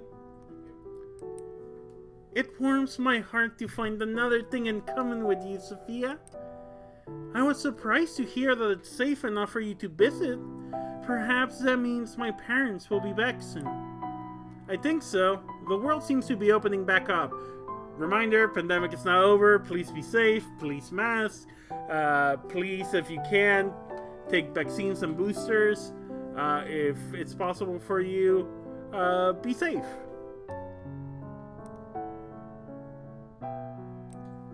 I think so. The world seems to be opening back up again. Yeah, pandemic's a forever thing now. People keep dying. So, what do you do, locked up in this big house all the time? Well, I usually spend my time sewing or playing music. I used to write, but? Well, my parents wondered if it was feminine enough. I don't really think that matters. If you enjoy it, then I say you should do it. Sophia? Then what about you? Well, I'm studying at the university right now, so I guess that's what I spend most of my time on. You attend university? Yeah, although I'm thinking about dropping out. Sophia, you are truly filled with surprises. You own your own land and you attend school? How jealous I am. Why don't you do the same? Oh no, I'm not allowed. Of course you are. Anyone can attend within reason. But, well, wouldn't it get in the way of my marriage? You're engaged? Amelie shook her head. No, not yet. But I'm already 19. I'm sure my father has prepared my dowry. An arranged marriage. Yes, naturally. I don't think I'll ever get married. Really? Doesn't your family object? I don't think they really mind, as long as I'm happy. You don't have to either, you know? You've given me much to think about. Much indeed. Now, I wonder where Lilica has disappeared to. Well, it's no matter. The evening's already coming, and soon it will be dark. Shall I draw you a bed? That sounds wonderful, to be honest. I'm not hungry, so can we skip dinner, though? Can we skip dinner tonight? Of course, if that's what you wish. Let me show you to the bedroom. Before she left the room, Sophia took one last look at where that noose once hung. Okay, Chad, we've been defying our fate. You may not believe it. Okay, this is the bit that I was like, Jesus, girl, you need to get this. You may not believe it, but my father had taps installed. Isn't that wonderful? Like, taps for a bath? That's right. We used to have our mates fill the bed, but now there's no need. Amelie, you're so strange. I have taps at my house too. Truly, you must live quite the lavish lifestyle yourself. I don't know about that. This is the bathroom. Allow me to draw the bath for you. One moment. Alone in the hallway, Sophia peered back up the grand staircase, past the large stained glass window, and at the dark door shut tight. A moment later, Amelie popped back out of the bathroom. Feel free to go inside and make yourself comfortable. I will return with a towel in a moment. Thanks, Amelie. Water spewed from the rusted pipes into the steel-lined wooden bathtub. Everything else was silent. Sophia took careful steps forward and peered into the bath. It all seemed normal. Normal. With a sigh, she finally let her shoulders relax. Yet, in her mind, all she could see was that woman, with her outstretched hand reaching towards her. She clutched her hand to her chest. It still shook.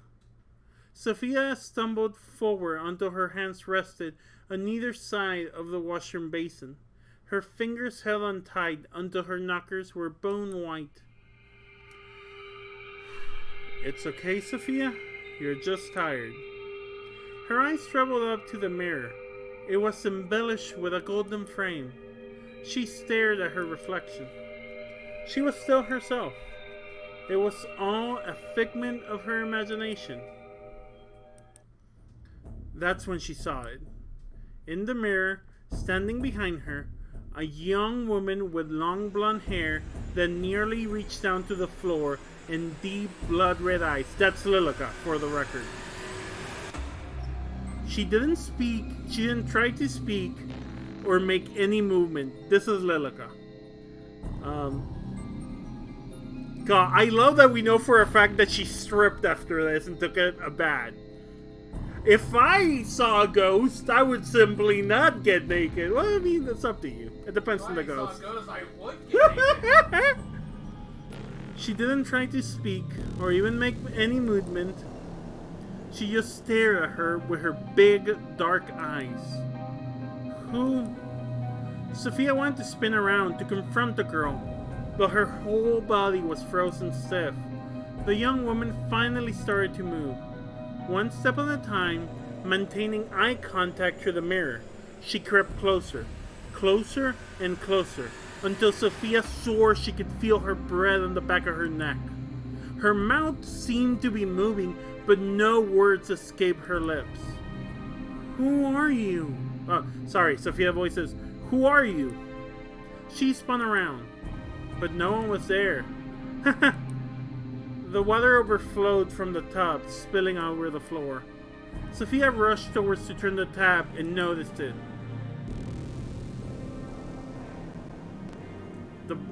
The water that came from the tap was red. A dark, deep red. And this girl still spent the night here. God, you're so gay that you're like spending the night just to spend some time with the girl. She's pen pals with a ghost, and she finally came to visit her, and everything's but she doesn't know she's a ghost. Everything's being very obvious she's a ghost, and she's like, oh, I must be imagining shit. Also, is it playing from a different perspective? Yeah. Okay, so I'm saying some of this sounded familiar. Yeah, there's 3 perspectives. I'm in the second one. A dark, deep red. She hurriedly turned the tab for what felt like forever, and finally it stopped. Sophia stared at the dark liquid inside the tub. Without thought, her hand dipped in. When she withdrew it, each finger was dyed red. Something about it captivated Sophia. She undressed. Again! I would simply just be horny for it. Yeah, this is fine.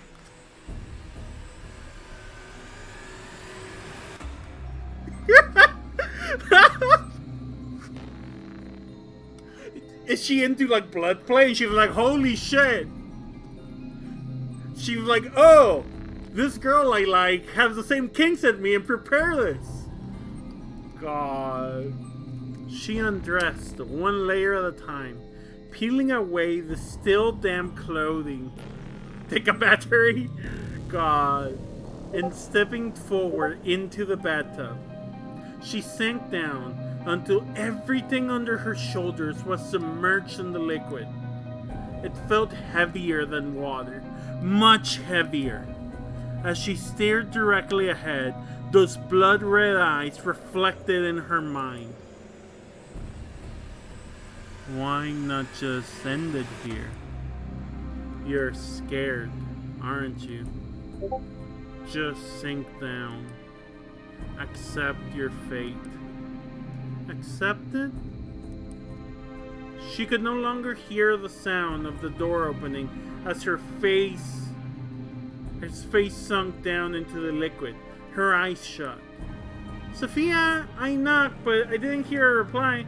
I brought you a towel. Ah! Sophia's eyes sprung open. The water was clear and the tap was still running, causing it to overflow onto the floor once again. Sophia drew her knees to her chest, still facing away from Amelie's voice. Heat rose to her cheeks. Being seen like this by her. And Amelie, this scene, what Amelie gets is, oh, girl naked. Oh, Sophia, please forgive me. I didn't realize you had already entered the bed. No, it's okay. I'm sorry. You surprised me. I'll leave that. Oh, you missed this, Cassidy? From Amelie's perspective, she's just like, oh, and her back. Oh, her shoulders. Her slender shoulders and her small back. Like, this girl's so gay. I'll leave the towel over here. Thanks. The door shut again. Sophia finally turned back to look where Amelie once stood. No one... Oh, yeah. She referred to her back as a marble back. Amelie, to where Amelie once stood. No one was there anymore. Not Amelie, not a woman in a long green dress, or a young lady with blonde hair. She sighed. What's going on? Return. She sank into the water, although this time fully conscious of what she was doing. Not feeling all much better, she stepped out and took a hold of the towel that Amelie had left for her. Water fell from her body as she stared at the clot.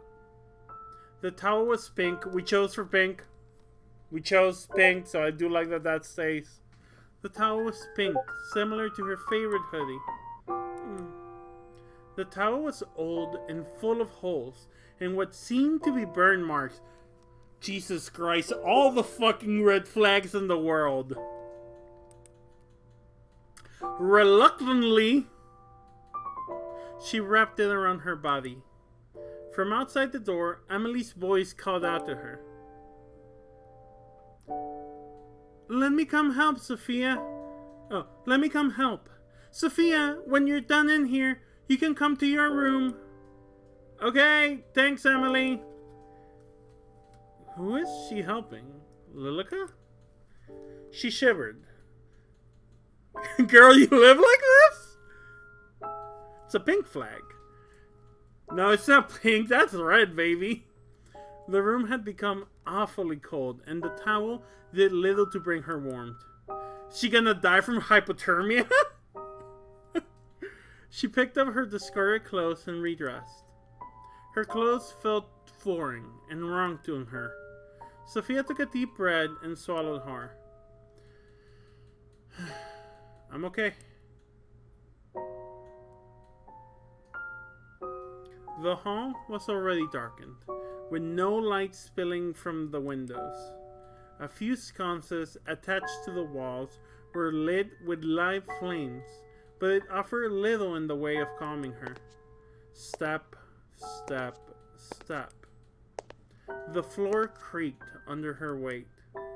She stopped outside of her bedroom. Inside, she could hear talking. She put her ear to the door. Didn't we all... Oh, I'm gonna do like a voice for this. Didn't we already speak of this? You cannot leave the house. But surely the greenhouse would be safe. No one else uses it, and it's only a few steps from the back door. It is unsafe. You know this. What's gotten into you? Is it because of your new friend? I just thought it would be nice, at least, to sit in the sun. Then you may sit by the window in the dining hall. Is it really so unsafe that even taking a food outside would be dangerous? Yes. Sophia opened the door and entered the room.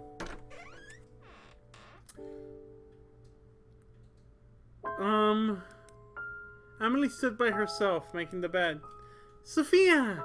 I see you're done with the bat. Sophia looked away, thinking of what had happened in that bathroom. Were you talking about the greenhouse? Yes. Did you see it when you arrived? I did, but it looked as if the plants inside had died. Oh, that's impossible. It's barely been any time at all since the gardeners left. I'm sure the plants inside are more sturdy than that. You've been corresponding with her for years? Anyway. Well, even if they have died, maybe we could go in and replant some things tomorrow. How wonderful! Have you not heard a word I said? It is unsafe to do so. Oh, don't be such a spoiled sport. It would be perfectly fine. Jesus Christ, you're seeing her have a conversation with herself. Are you not going to bring up the altars? Are you not going to bring any of this up? Well, it's getting late now. Oh, well, it's getting late now, so I'll leave you to retire. If you need anything, my room is upstairs, on the left. Good night, Sophia. The door shifted before Amelie could even reach out to touch it. Sophia's eyes locked on the movement. Enjoy the mats. The bot will be here. Bye, Pixel. We'll see if I finish this today. This might be a two-day stream today and Thursday. The door shifted before Amelie could even reach to touch it. Sophia's eyes locked in on the movement. Amelie, would you stay for a while? Is something the matter? Just a little homesick. You're not gonna bring any of that shit up, huh? Okay, great. Sophia sat down on the bed before resting her head on the pillow. It was hard. Of course. Of course. Why don't we chat for a while? Then come join me. Sophia gently pet the spot beside her in the bed. In the bed? Okay. Sophia looked towards Amelie in the low right. Right now, she seemed hauntingly beautiful, as if she were nothing more than a ghost. I'm like rubbing my eyes. When you're gay enough, when you're too gay to like see red flags. This fucking game is great. Thanks for staying with me for a while. It's nothing. It's nothing to worry about, truly. I wanted to spend more time with you too. Really? You don't find me boring? How is she gonna find... this makes no sense knowing that she... you are the most interesting person I've ever met. Don't be silly. I am being completely honest. You are so unique. I think the same about you. I've never met anyone like you, really. Her mind flashed back to all she had seen. Really, she truly had never met anyone like Amelie. You wrote so much about yourself, and yet seeing you in person, I fear there's still so much I don't know. There's plenty of time for us to tell each other everything. Yeah, look at the giant hoodie. How could she be boring? Then tell me something about yourself. Yeah, brisket-sized hoodie. It's a great hoodie. Something you've never told anyone. I'm partially blind in my right eye. Really? How well can you see? It's okay, just a little blurry, really. You tell me something. Tell me something, she thought. Tell me what's going on here. Tell me I'm not insane. Oh, baby, communication. Well, when I was 12, I stole the cookie jar from the kitchen and blamed my brother. He was scolded for hours. What a mischievous child. I'm sure your brother wasn't all too pleased. Actually, it was his idea. He knew I wanted it and told me to tell my parents it was him if I asked. What a good brother. Where is he now? Did he go away with your parents? Amelie shook her head. He died when he was 16. Oh, I'm so sorry, Amelie. What happened? Scarlet fever. Is she gonna comment about the scarlet fever in this timeline? She did it in the past. So my family was left with only me as an heir. And what word is a female heir? You're worth plenty, more than plenty. Thank you, Sophia. But some days I am unsure. It's your turn again. Truthfully, I said before I didn't want to get married. But that's not exactly right. I do. Oh? I just don't want a husband. Then, I'm sorry, does that make you uncomfortable? No! I also have thought that I don't want a husband. Whenever my father has brought it up, I felt sick to my stomach. How about... I love that this girl is in the middle of a horror story. Yeah, hell yeah. Hi, Erica. I love that this girl... you've been here, I don't know why I say hi. I'm very smart. I love that this girl's in the middle of a horror story. But her priority is like, ooh, gay? Me gay. You gay? Me gay. You gay? Me gay. Move in. Let's U-Haul. How about coming away with me for a while? Away? Outside of the house? Hey, you're home. Let me know if I need to recap the plot. sure has happened a lot of things. What about the sickness? Yes, away. Away from this place. It's okay now. You'll be okay. You could come stay in my house. I could show you around my school. You don't have to go through an arranged marriage if you don't want to. You would do that for me? You are my dearest friend, and I actually... Knock, knock, knock, knock, knock, knock. Stop being gay. It's the gay police. Ooh, the fire fate. I didn't save. Fuck it. I was too excited to... Can we go back? Okay, cool. Save. Let's the fire fate. Well, let's save and then return the fire fate. Lilica? At some point, the two women had gotten close enough together that they could feel each other's breath on their lips. Listen, sometimes you're a girl doing pen pal stuff with another girl, and you go visit her. Turns out she lives in a creepy mansion. Maybe she's a ghost, but also she's very cute, and she's gay. She's kind of gay. She seems to be gay. She blushes. So and then you're close, and your faces are really close. They were pen pals. Oh my god, they were pen pals? The two parted with reddened cheeks. Amelie quickly brushing her skirt off and standing up. I should be going to bed. Please, rest well. We can talk more about this in the morning, right? Right. Good night, Amelie. See you tomorrow. Amelie, wait a moment. Yes? What does Lilica look like? What a funny question. You've seen her plenty of times already. With my eye, I sometimes struggle a little. Right, my apologies. She has long blonde hair done up like this. Amelie pretended to put her hair into two low ponytails. What color are her eyes? Red, and she wears a dress of white and black with a red ribbon, the same color as her eyes. Thank you, Amelie. Good. That's all you're gonna say, not, hey, she was watching me shower, hey, I think she's a creepy ghost. Any of that. Good night. See you in the morning. Amelie left the room. Meanwhile, Sophia's eyes studied the place.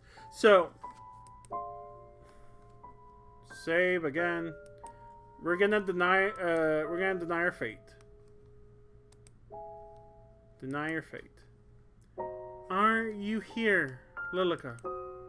Silence followed. If I stay here, will I leave? Are you here, Lilica? If I stay here, will I live to see tomorrow? More silence. She gulped. The flame by the side of her bed flickered wildly.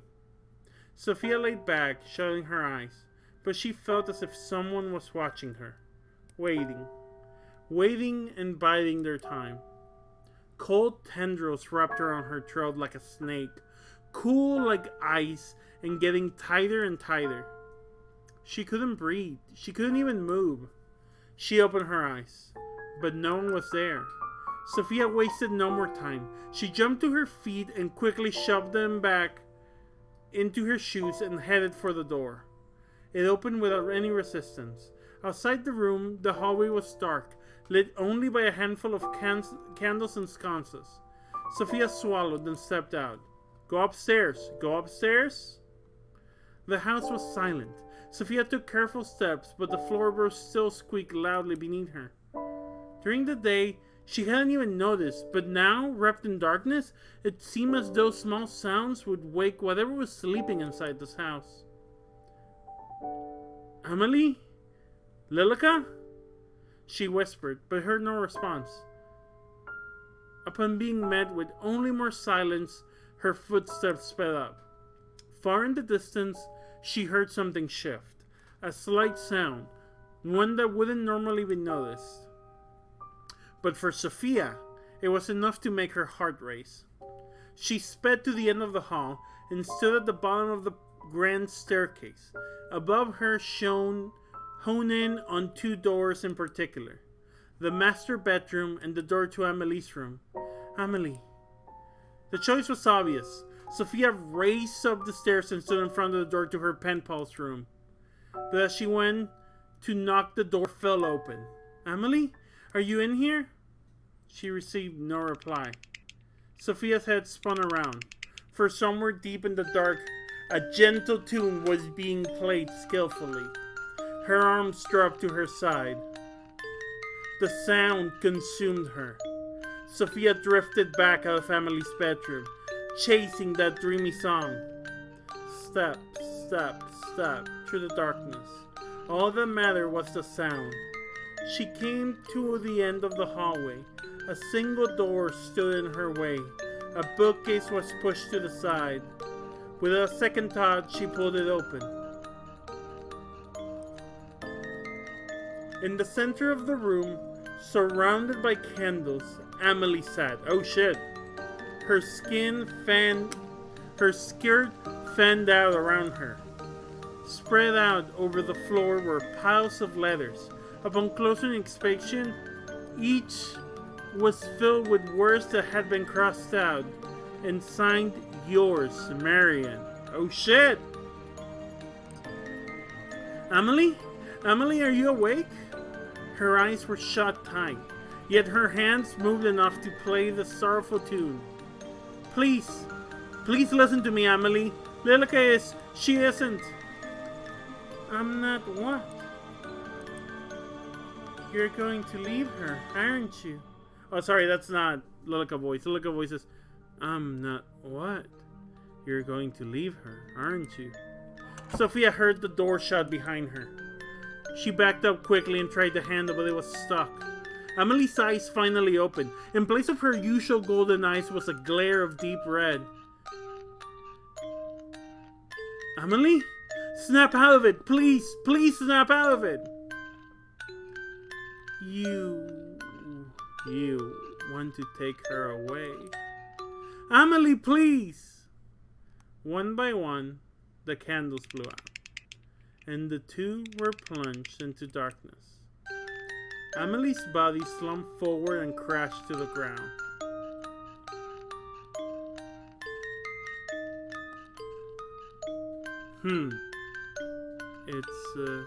It's nice to meet you, Sophia. I'm sure we're going to have a fun time living together. Since you will be staying with us after all, right? Is this the bad end? Stay with us. Fuck. Okay. So if we do begin. Oh no, we need the other ending. Okay, never mind. Okay, should I try it from the beginning and not defy fate and see if that gives us the other end? I might try that. There's a skip button, so where's the first defy fate option?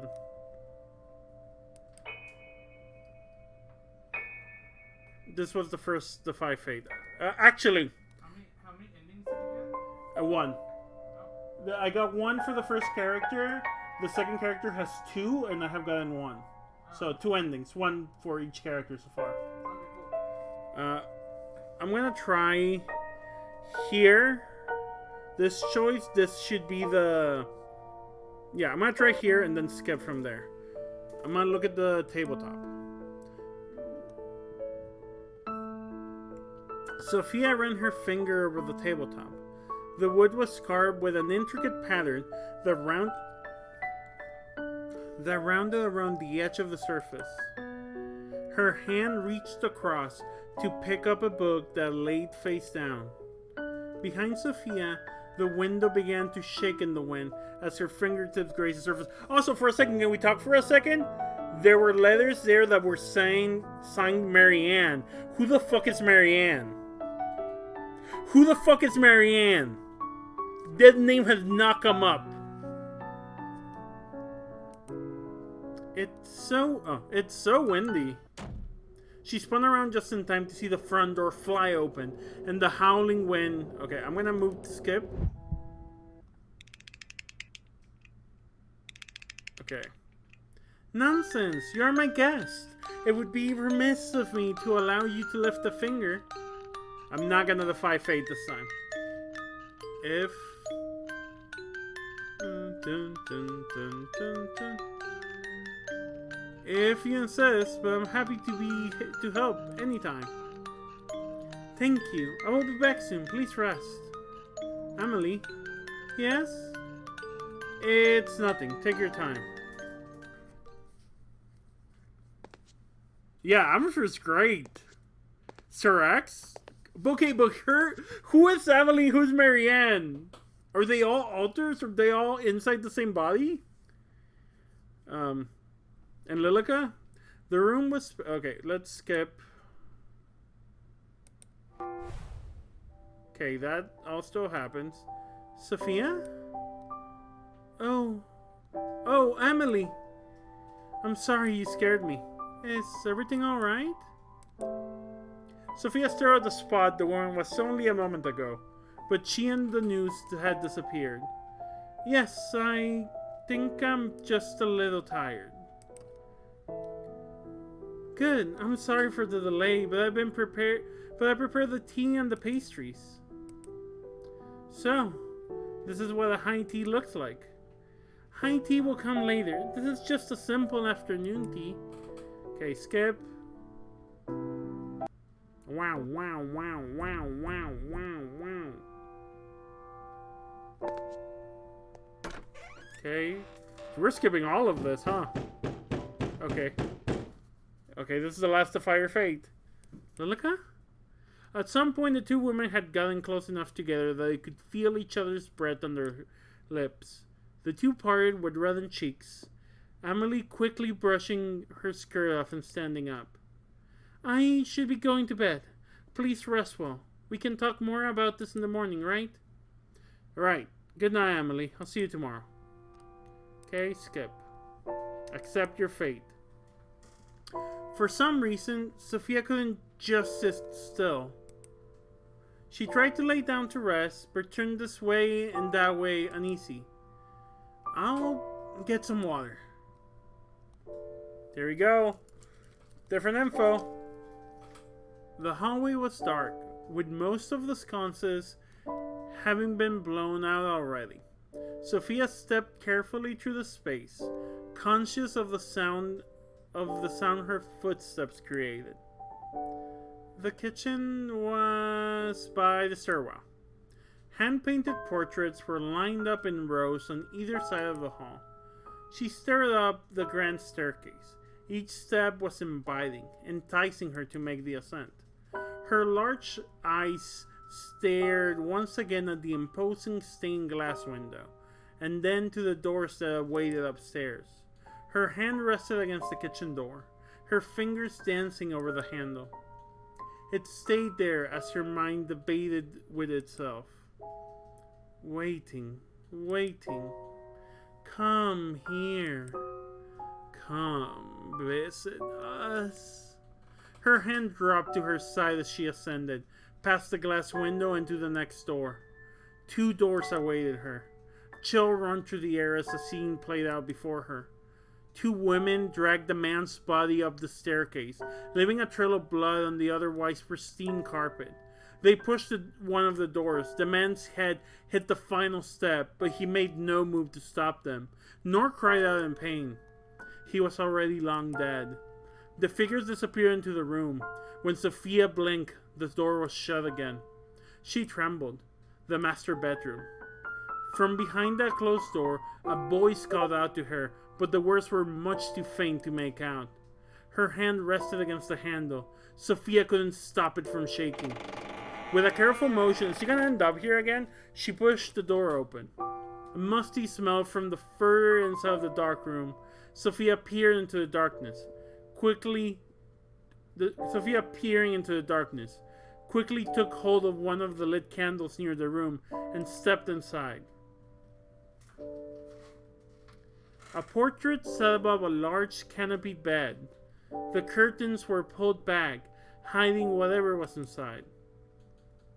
In the portrait, Amelie sat beside a woman with a green dress and brown hair, done up in a bun.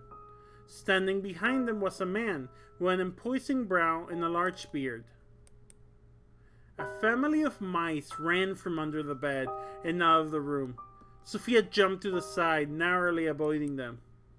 Step, step, step. Each step brought her closer to that bed. She gonna be dead in that bed? Is she dead in that bed? Each step made her chest feel heavier, tighter. She stood before the bed and reached a trembling hand to the curtains that hid whatever lay inside. A wind blew from somewhere unseen, and her candle extinguished. Behind her, the door shut, and the room plunged into near-complete darkness. Amelie? Is that you? Sorry, different voice. Amelie? Is that you? I'm sorry I came in here after you asked me not to. I'll just go now, okay? Her body fell forward before she had a moment to react. She tumbled through the curtain and landed on something hard that rested on the bed. What? The curtains flew open and the moon shone from the outside. It's a dead body, right? Two dead bodies. Good art. What? The body she was expecting to find was absent. In its place, two skeletons, long ago decayed. They lay side by side, one smaller and one larger. But now, one was either side of her. Her scream pierced through the air, but no one came running. She tried desperately to squirm, to run, but it felt as something was sitting on her, holding her down. As she struggled, she saw it. Two dark red eyes hanging above her, watching. Skeletons would bother me less than flesh at least. Yeah, that's fair. Gender dimorphism skeletons. I think it's implied one of them is Lilica and one of them is Amelie, and Lilica is supposed to be small. You won't take her away from me. Oh, you won't take her away from me. I didn't see bone titties. She's mine. Okay, we got the other ending. We got our two endings. Yours Amelie, yours Sophia, and yours shaky Lilica. What if I have two hands? For the skeletons. Yeah, hey, you know, Do you want a bone? Hey yo. we can just fuck each other. Yeah. Okay. She's into the bones. She doesn't even like you. She only likes the bones. No, I don't think it was. It might have been mommy bones and daddy bones, but I assumed it was their bones. Maybe I'm wrong. Okay, time to play the villain? Who has more endings than the other two characters combined? Got a bone to pick with me. The rain never seems to cease at this time of year. It pours from the sky in its unending grief, as if longing for something unseen. Thunder roared in the distance, enough so to make the young woman flinch, but not enough to make her waver. The woman sat beside a man with an imposing brow and a large beard. Is this back in the past? To fight the shitty ghosts who suck ass? The man wheezed and coughed, but kept a hold of the newspaper in his hands. The front page read the following. It's gonna say, like, Black Plague, or the Plague. The Great Plague of London, 7,000 deceased, yeah. The man frowned at the words. Hey, can someone ban that person? Can someone ban the bot?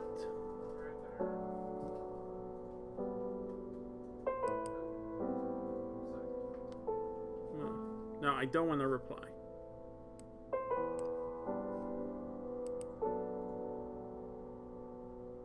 I think I got it. Oh, Delete it. Thank you, Dark Lady. I always thank my Dark Lady.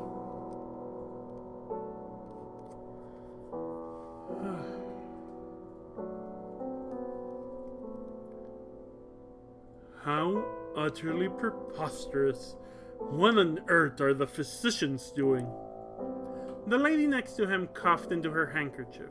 When she pulled it away from her mouth, it was stained red with blood. I am sure they are trying their best, my dear. Their best is going to kill everyone. Forget this rubbish. Amelie is still well and finally of age to marry. We will arrange for a suitor before she becomes sick. If we send her out there, she will certainly grow sick. She should stay here, locked in her room until it's safe to leave. Locked in her room, I'm sure that's fine. No woman will want a man. Oh. No man will. Sorry, I'm always thinking about women's. No man would want a woman who has spent her only good years locked in her bedroom. Jesus, dude! But she will be safe. Well, domestic abuse. We hit it. We hit the caution warning. Women are my favorite guy. The lady held her cheek, which quickly reddened after the impact. The Lord glared at her from behind his bushy eyebrows. You will do well to remember who she belongs to, who you belong to. The lady blinked, trying desperately to stop her eyes from welling up. Lilica, please come here. Her voice carried through the otherwise empty home. Time seemed to pause for a moment, before a woman with blonde hair cascading behind her entered the room. Lilica was a maidservant. She wore the dress of a maidservant, and a neutral expression that wavered just so after seeing the mark left by the Lord's hand. She stepped forward, crossing the tiled floor with slow steps that seemed to match the pace of the thunder that roared outside. The lady nodded to the maid. The maid nodded back to the lady. The moon reflected from the metal object in the maid's hand as she swung it down the Lord's throat. He let out a gargled scream. Blood sputtered out from his mouth, and he tried to speak. Tried to yell, but it was too late. Women are my favorite guy. Girl boss. She was always a girl boss. He fell forward to the floor, and the tiles darkened to a crimson red. He squirmed and crawled, searching for something that no one will ever know, before he fell still only a few minutes later. The lady stared at the scene. Her heart raced, and a laugh escaped her lips. Finally, you'll never hurt Amelie. I hope you rot in hell. I love her mom. Her mom's great. The maid wiped the knife against a small white hand towel. The stains would never be fully removed. My lady. Oh, this is Amelie. No, this is the other girl, so I need to do a lower voice. My lady, I will deal with the body. I will help you. He is too much for you to carry alone. But my lady, you are sick, and I will get no better sitting here. The two grabbed him by an arm, each, and dragged him towards the stairwell, leaving a trail of blood in their wake. No other words passed from their lips as they executed their task. They reached the end of the hall and began the ascent to the first floor. The Lord's head hit against each step with a soft thunk. Thunk, thunk, thunk. The house was silent in all other regards. Two doors sat next to each other. Both were shut tight. As the two women reached the top of the stairwell, the maid pushed open the door to the master bedroom and entered. Or maybe it was their skeletons, yeah. The room was spacious and clean, with fresh bedding left by the maid just the same morning. On the wall above the bed, a newly painted family picture. The two struggled and finally lifted the man into the bed. His face was stuck with a terrified expression, and his clothes were ruined. You will protect Amelie, right? I'll do anything you desire. Then, let us begin. Lighting struck somewhere in the distance, lighting up the otherwise darkened room and showing many things that should have been left unseen. The maid removed her shoes and crawled into the sheets besides the corpse. While the lady dipped her fingers into the Lord's wound and drew a line of blood around the bed. So one was the dad, but the other one was Lilica? She spoke softly to no one in particular, chanting words that should never be chanted. When she was done, she stepped over the threshold and approached the maid. Never let anyone hurt her. Protect her no matter what. I will, my lady. Thank you, Lilica. You'll never truly understand how much your actions mean to me. The lady leant forward and left a soft kiss against the maid's lips. Okay.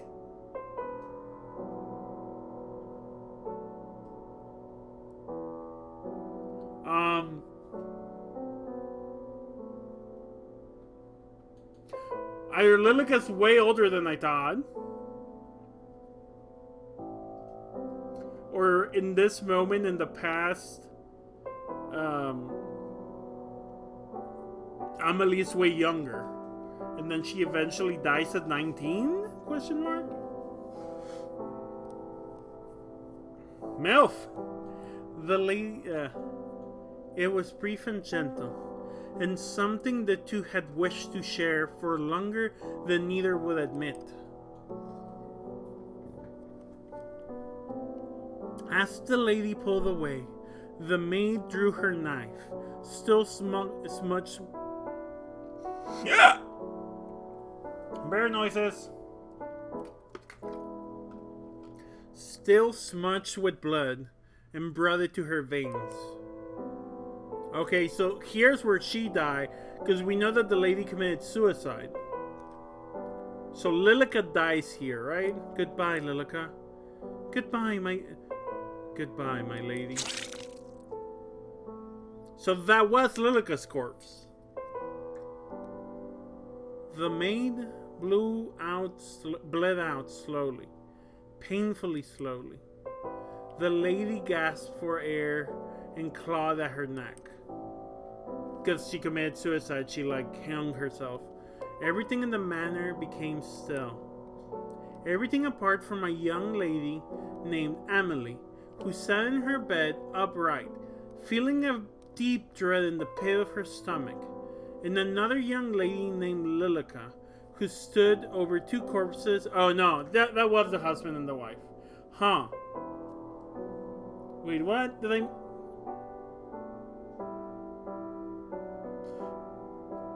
Who stood over two corpses. Is the maid not Lilica? No. Lying beside each other in bed. Did she make herself young? Yeah? The young lady named Lilica stared at the maid in the bed. Her own face, her own blood seeping through the bed. And yet, here she stood. She made herself a ghost. She looked at herself in the mirror and saw a different person entirely. She made herself a young ghost? She was no longer the maid. She was Lilica. Her voice was softer, her hair longer. Huh. Did she turn into a demon? It worked. When she turned back towards the bed, Lilica froze. Both of the bodies were gone, and in their places, 2 skeletons. How long has it been? She walked towards the door and found the lock. Digging through the tattered clothes of the long-dead maid, she retrieved the key and opened it. The door beside the master bedroom sat ajar just enough for Lilica to peer in. Amelie sat on the end of the bed, staring at herself in a small handheld mirror while brushing her hair. Yeah, still needs to unlock door. They're ghost doors. She hummed a quiet tune, but froze as her eyes met Lilica's. Who are you? Wait, how? Okay, let's keep going. I am Lilica. Lilica, but your mother told me that you had a maid named Lilica. What a coincidence. What are you doing here? How long has your mother been gone? My mother? I saw her. She frowned and clutched at her head, as if she couldn't quite remember. I saw her... God, what even is happening with Amelie? I saw her just this morning. I see. Your parents have left to be cured of the plague. They have asked me to stay here. I see. Your parents have left to be cured of the plague. They have asked me to stay here with you until they can return. Really? A cure truly exists? That's right.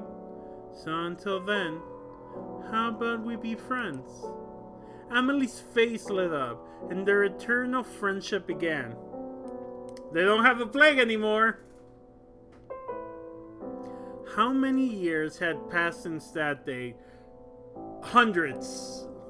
Neither could tell. Time seemed to stand still within that manor, out in the field in the middle of nowhere. And that's the way Lilica wished it to stay. Are we gonna figure out who Marianne is? Lilica, a letter has arrived. What? Her blood ran cold as Amelie stared at the envelope in her hands.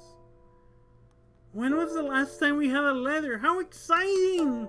Perhaps it's Mother writing that she will return soon. Perhaps so. Oh? It seems to be addressed to someone else entirely. Perhaps it was brought here by mistake. Then we best send it back. Give it to me, and I will have it returned. A peek wouldn't hurt, don't you think? Lilica watched as the first crack formed in her fragile world. I will dispose of it immediately. Give it to me. But it was too late. The letter inside had already been let loose, and Amelie's eyes had already taken in the worst left for someone else. Sophia. Lilica, I think I will write back. I will let her know that I received the letter by mistake. That would be great, actually. I didn't even realize until now. I'm Bimbo, so I didn't notice that everything was starting to crack. That isn't necessary. Please? Just one letter. Thank you, Lilica. How many letters had arrived at their door since then? How many times had Amelie spoken excitedly about Sophia to her? Sophia. Sophia, Sophia, Sophia. It's always Sophia. Sophia is the crack in this fragile reality. Sophia. I have to get rid of Sophia. Cracks. Lilica? Lilica's eyes opened with a jolt. I'm sorry. I'm a little bit tired. What did you say? Sophia says she's coming to visit. Maybe? But like, what was with Amelie's whole deal where she had Lilica's eyes and she had all the fucking letters that said what was her name? Marianne or something? Like, there's more to this. Not just that. Oh, another crack! Another crack formed. Formed from the last. It sprawled across reality, threatening to shatter at any moment. Amelie, I don't think that's a good idea. The plague. She says it's safe. The plague. She says it's safe to travel now in her leather. Perhaps mother and father will return soon too. Lilica forced a smile. But we don't need anyone else here. We have each other. Of course, you are my dear friend, Lilica.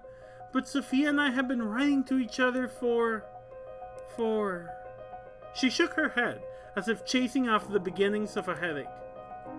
For a long time, anyway. I am excited to finally meet her. Won't you be excited with me too? We can all be friends. Right. Friends. I'm sure we'll all be the best of friends. Boom. For a month of time that neither Lilica or Amelie could truly comprehend, the house was suddenly buzzing with life. Amelie's footsteps were light and her days filled with excitement as she waited the arrival of Sophia. And finally, to Lilica's dismay, the day came.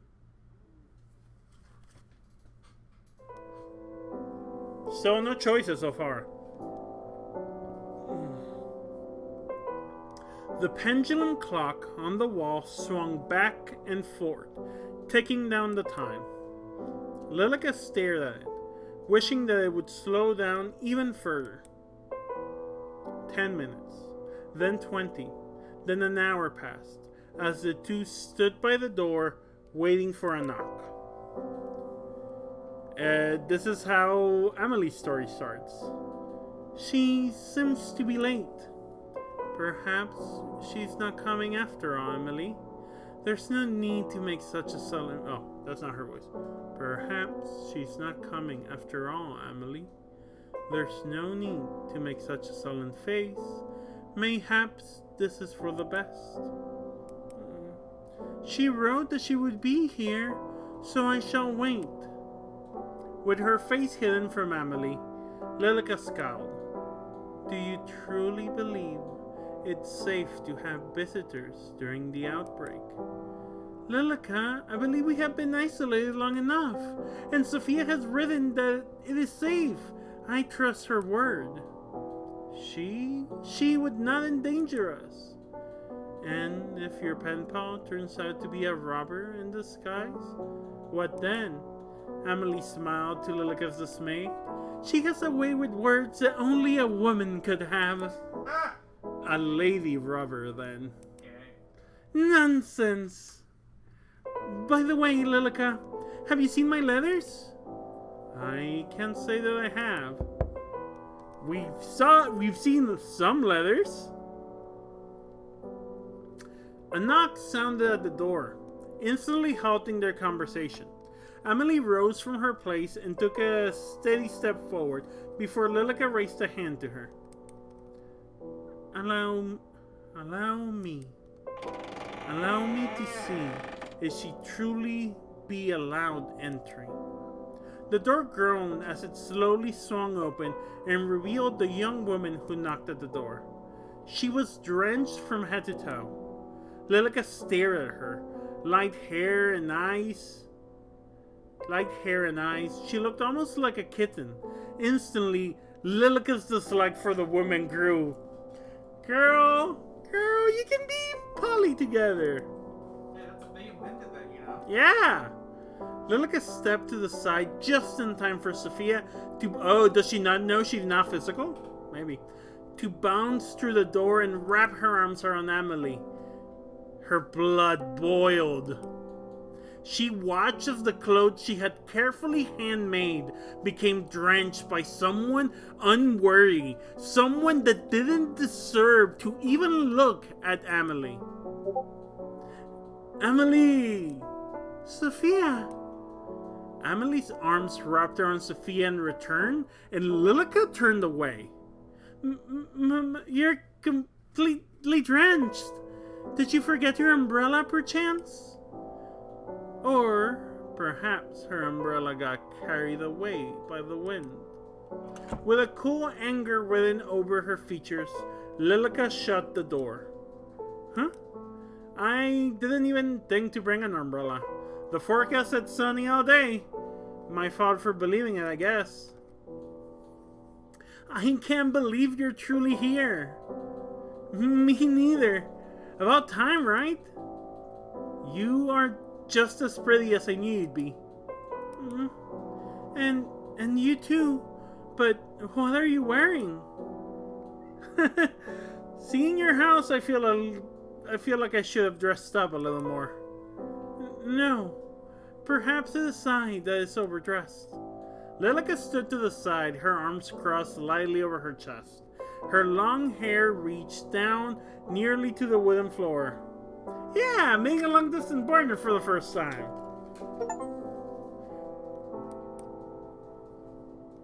Pardon my manners. My dear friend Lilica is here too.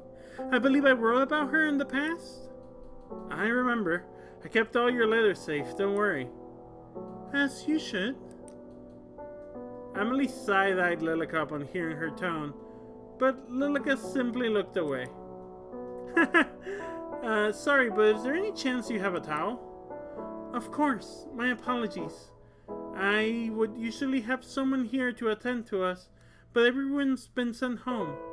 Only the three of us remain. Let me fetch you a towel. Amelie disappeared on the hallway, leaving Lilica alone with Sophia.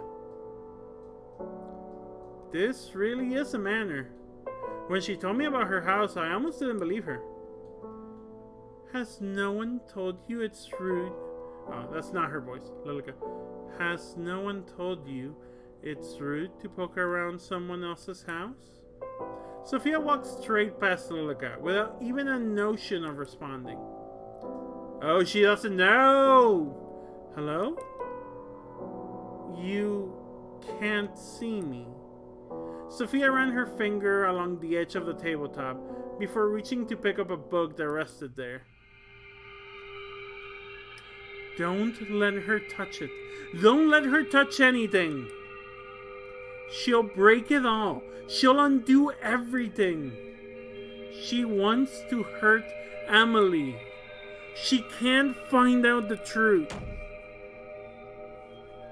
The window shook loudly in the wind. With the flick of her small wrist, Lilica allowed the door to fly open, causing Sophia to whip around in surprise. It's so windy. Lilica locked in on the object that Sophia had been reaching for. She rushed forward and took a hold of it, then quickly hid it behind a cabinet as Sophia reached to close the door. Phew! Amelie? Sophia spun around but looked straight through Lilica. Sophia? Oh, Amelie. Please, use this. Thanks, I'll bring an umbrella next time, I promise.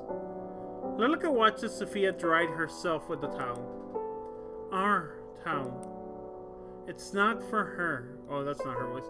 Our towel. It's not for her. There can't be a next time. Then, if you're not right off, would you care for a tour of the house before afternoon tea? That sounds great. On your right side is the pantry, and down the hall is the boiler room, but you shouldn't have any need for those spaces. Sophia and Amelie walk side by side, close enough that their shoulders almost touch. Our towel is one of the best lines of this. Our towel. That's our towel. Love Taksagiri when it's supernatural. Sophia and Amelie walked side by side, close enough that their shoulders almost touched. Lilica stared at the place where they almost connected, seething with a quiet rage. Oh, babe. Uh-huh. These are all guest bedrooms. I have prepared this one for your use.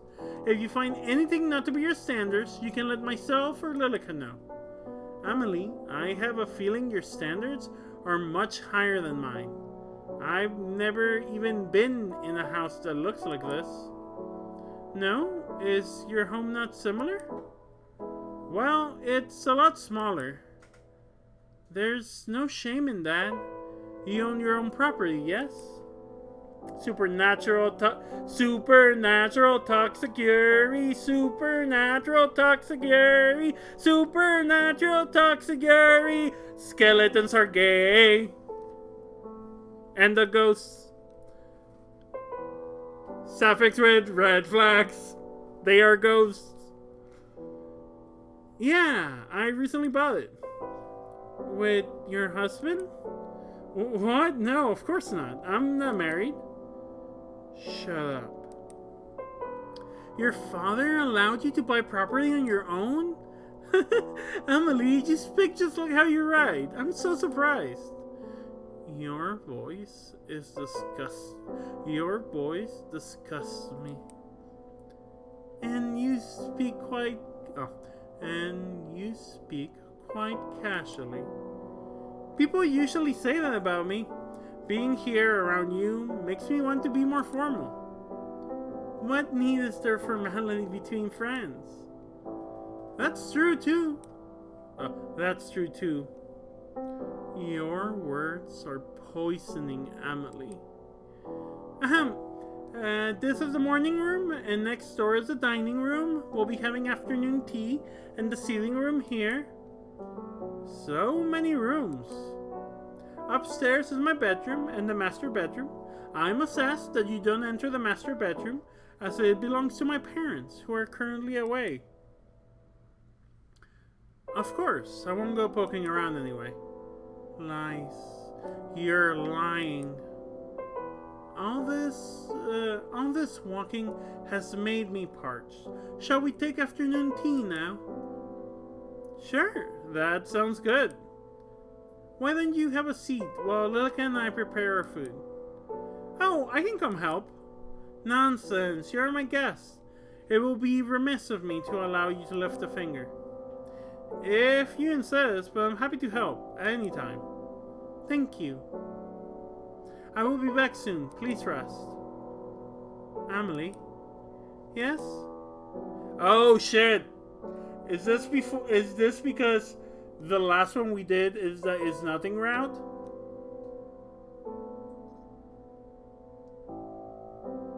That's the one we say. Well, no, we went through mode. Do I want to do this and then do it again by changing the things? Do we start with the don't change fate and then we change fate? Let's do that. Sophia slipped through a doorway and disappeared. Amelie smiled wildly while Lilica just stared blankly ahead. Isn't this lovely, Lilica? To have a new face in the house? It feels like forever. Yes, how lovely. I am glad you're having fun, at the very least. Are you not?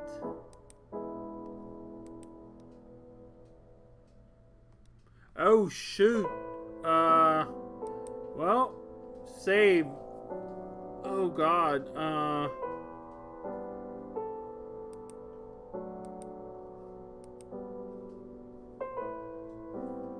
Are we gonna sever her fate?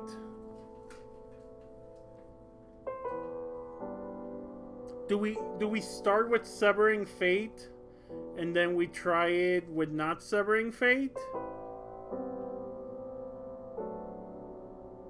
Sure, let's sever fate. Well, that's severing fate, and that's scissoring fate. Jesus Christ, baby. Sever her fate. I didn't hear it. Marie wants me to tell y'all.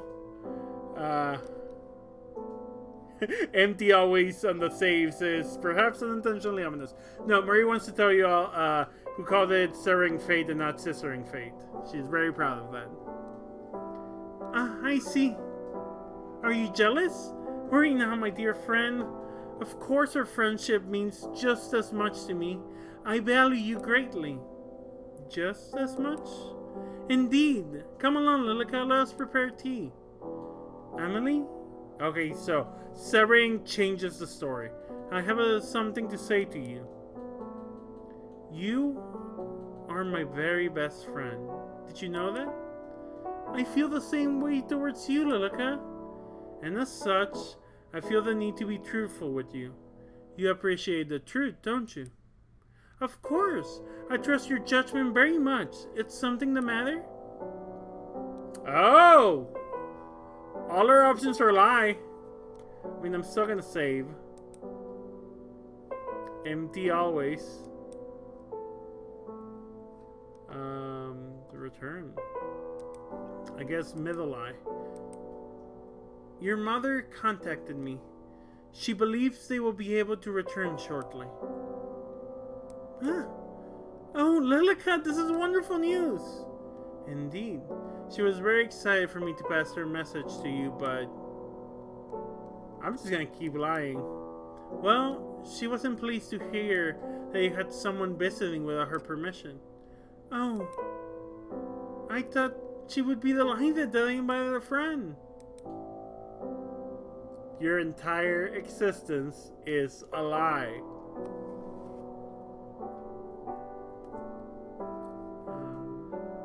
I need to take a picture of this and then go to twitter.com and then go to my stream post.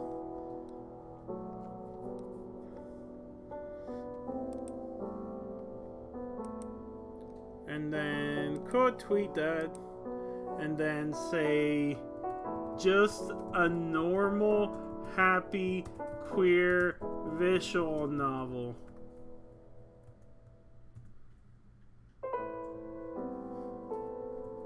Still streaming. Post. Okay. Love to sister fate. Girls born after 1800s only know drink. Girls born after 1800 only know drink they tea, see girl naked, deny fate, and lie. Thank you, Nancy. I like existence. Of course. I pleaded with her that Sophia was a dear friend, but she wouldn't listen. I see. Did she say when she would return? No, but it seems to be soon. Then I'll send Sophia away like normal tomorrow. Can't exactly force her out into the storm, can I? Why not? Lilica? Naturally, I am just teasing. Of course, it wouldn't be right to send her away on a time like this. I'm glad to hear that we come to an agreement. How pleased I am to know that Mother will return soon. Let's go prepare tea, shall we? Have a good game night, Foxfire. The bot will be up if you want. If we finish it, I have a feeling we're gonna finish this. The bot will be up for you to watch later if you so choose. Did you finish the baking yesterday? The pastries are ready for serving. Excellent. I'll just fetch the tea then. Allow me. A lady of your standing shouldn't be doing such a menial task, should she? Don't be absurd. Even Sophia herself seems to be fine in the kitchen. Did you hear how she jumped to help? I should follow in her footsteps. What would your parents think of that? I appreciate the sentiment, but they took with them all of the staff. I have little choice but to prepare my own tea. I see. Then shall I attend our guest? I wouldn't want her to become lonely. Would you? It will only be a moment. Of course, anything for you, Amelie. It will be a good chance for you to become friends too. I'm sure it will be. Lilica's smile at that moment seemed to hide behind it an intent much deeper than Amelie realized. The walls had eyes. Eyes that tracked Lilica's every move. They followed her as she made careful, deliberate steps towards the sitting room. They stared, their eyes bulging, judging. They had no mouths in which to scream, but Lilica could still hear their words. We all sacrifice ourselves for you. Hope, our only hope. Amelie, protect Amelie. Prove your worth. Prove your love. Amelie, Amelie, Amelie. Under her feet, shattered glass pierced through her shoes, cutting her feet. She could feel the blood ooze out, pooling. It was warm, comforting. She looked up to find where the glass had come from. Then she noticed the cracks once again. Along every wall, every floorboard, even through the air, the world was fragmented. It was already broken. Not beyond repair. It's not. My lady, I will fix this still. You can rest, please, rest. I will take care of everything. Anything and everything. For you. She blinked.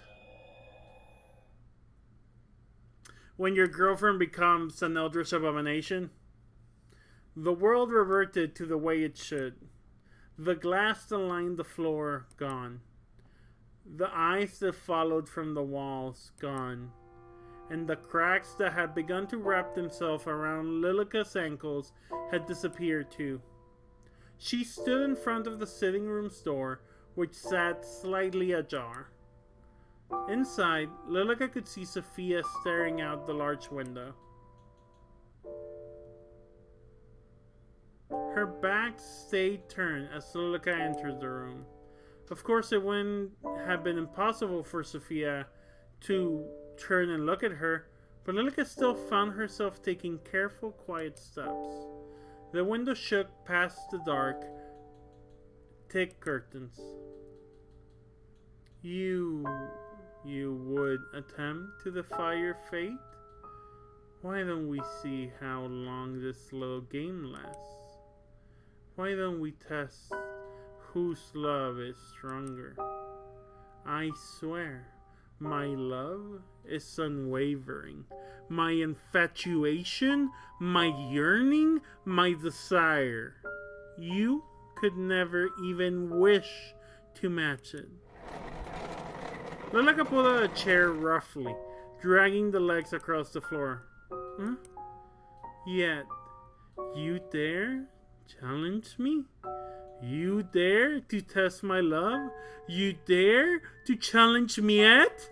You dare test me at's love? Amelie? Is that you? Amelie? Sophia took careful steps towards the chair, resting her hand against it. Or Lilica?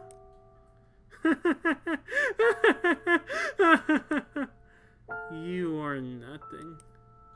Sophia sat down in the chair that was offered to her, while Lilica circled around as if a cat after its prey. But her steps paused as she heard something strange. Footsteps from above. The master bedroom? In front of her very eyes, Lilica watched the scene unfold. Caution warning for suicide. There's a ghost about to do a suicide here. A scene that made her blood run and her body freeze in place. My lady. The lady of the house stood beside Lilica. Where before the two had stood eye to eye, now the lady stood taller than Lilica by at least a head. My lady, What are you doing here? The lady removed her shoes and stepped onto the table. Did you come to punish me? Are you angry? It's very interesting that she also gets to see this. I promise, I will remove the plague that has entered our home. I swear it upon my undying love. The lady did not respond. Instead, she reached up and took hold of the noose. The rope wrapped around her neck, exactly where the necklace that the maid had gifted the lady should have rested. Join me. Her eyes locked onto Sophia. Her hand was outstretched, waiting to be taken. Why won't you look at me, my lady?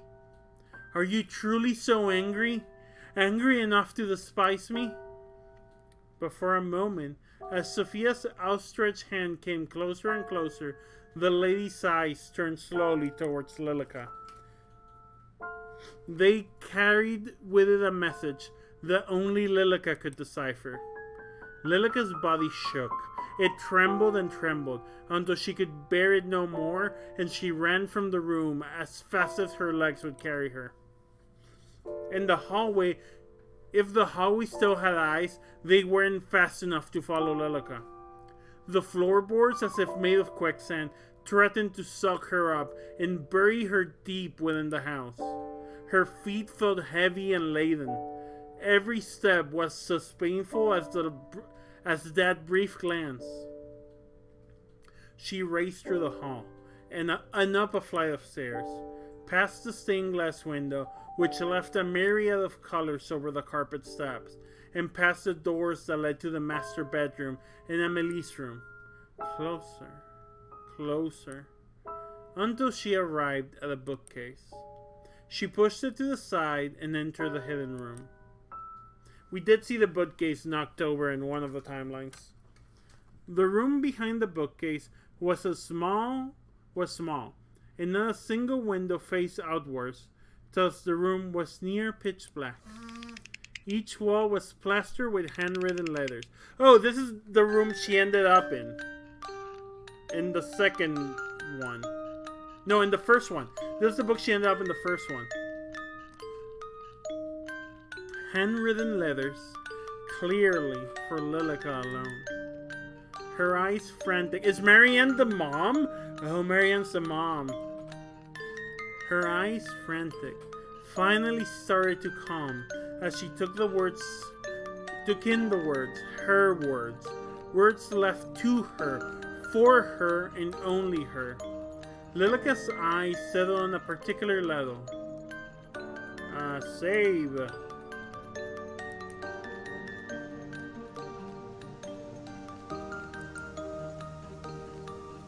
Look ahead. Dear Amelie scratched over Lilica. Today was so tough. I tried my hardest, but I still failed. Don't you think life is unfair sometimes? I wish trying hard enough was all it took to succeed. Oh, I was reading here instead of here. I wish trying hard enough was all it took to succeed. Sorry, I'm whining, aren't I? Huh. That's Sophia, and she changed it to Marianne. I came out of my interview and it was raining. I thought, just my luck, but something interesting happened. A rainbow in the distance peeked out from behind the gray clouds. It reminded me of you, and then I felt a little better. I hope we can meet soon. Yours, Marianne.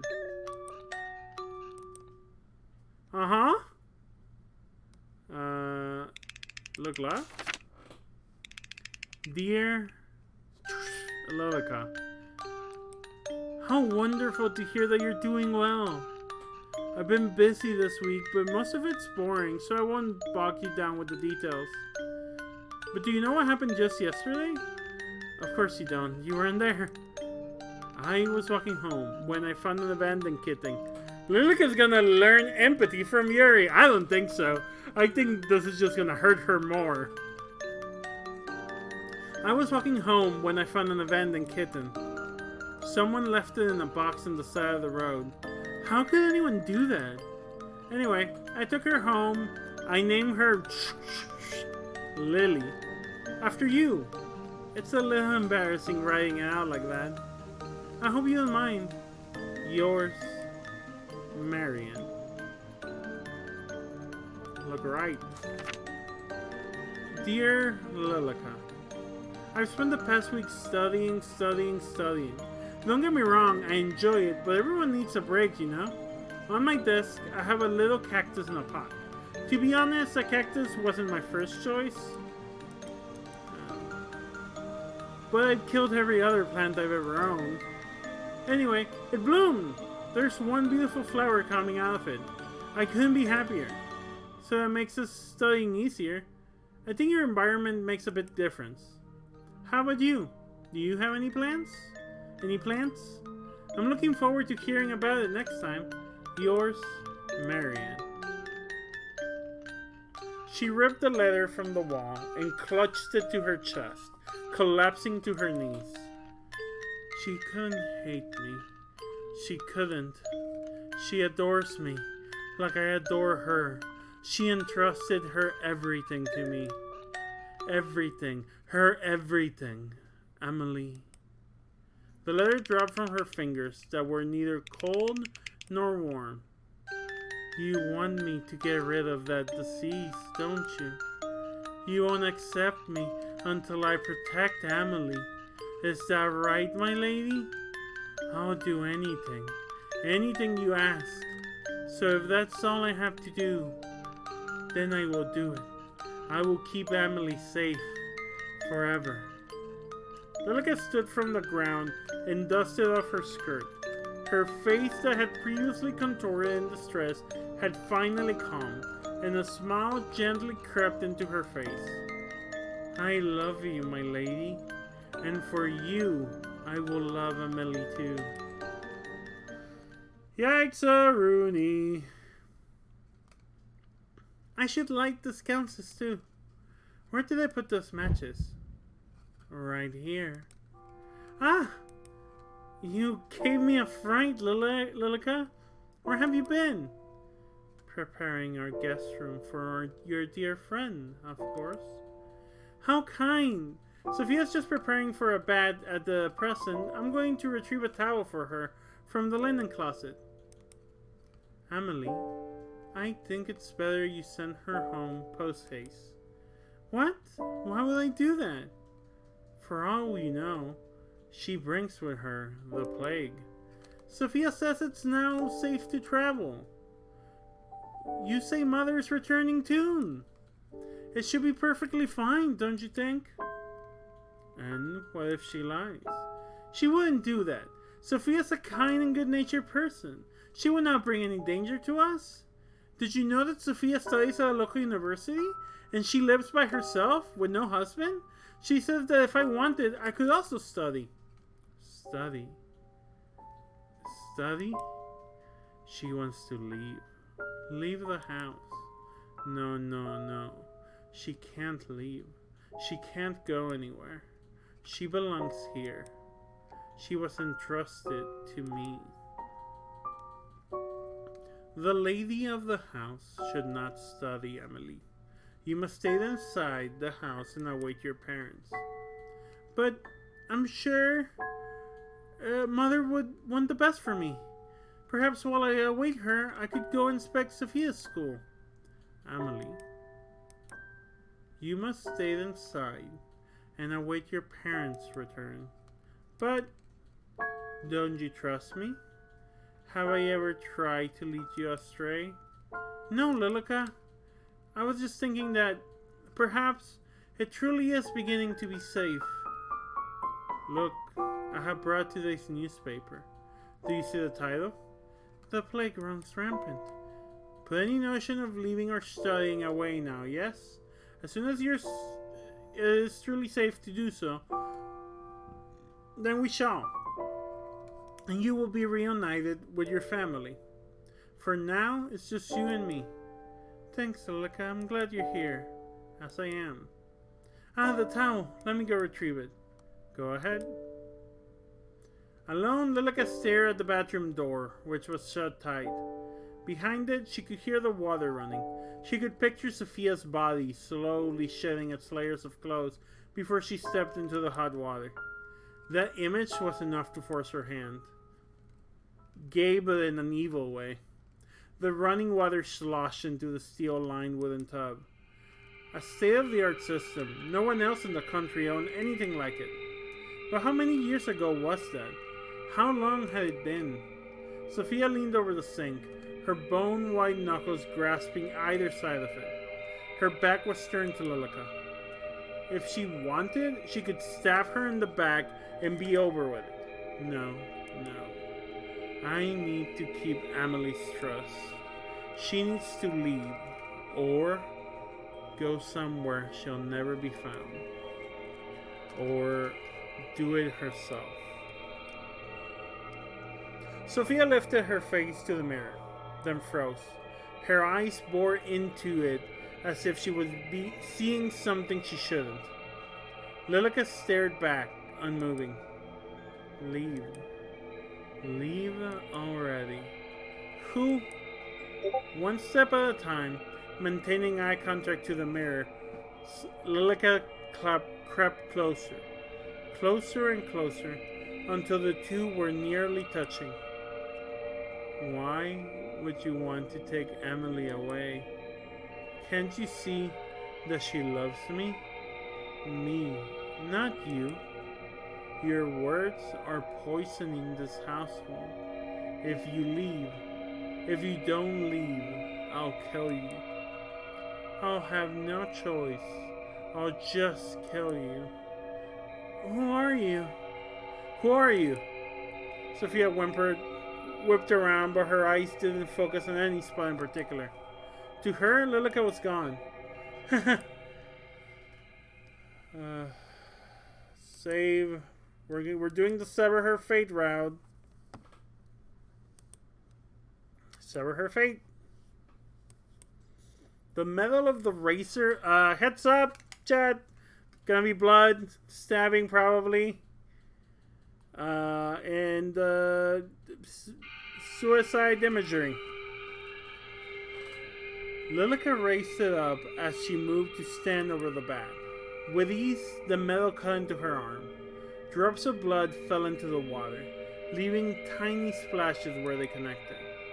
Blood still runs in my veins after all. Sophia rushed past Lilica, desperate to turn off overflowing water before she froze once again. The water was a deep, dark red. Her slender fingers dipped into the liquid as if she were in trance. One layer at a time, she stripped bare, her expression hollow and lifeless. Lilica watched as her naked body stepped into the crimson water. Why not just end it here? You're scared, aren't you? Just sink down. Accept your fate. Accept it. Oh, we got CG. Totally perfectly straight CG. Just killing the girl that your girl loves. As a ghost do. You can hear me now, can't you?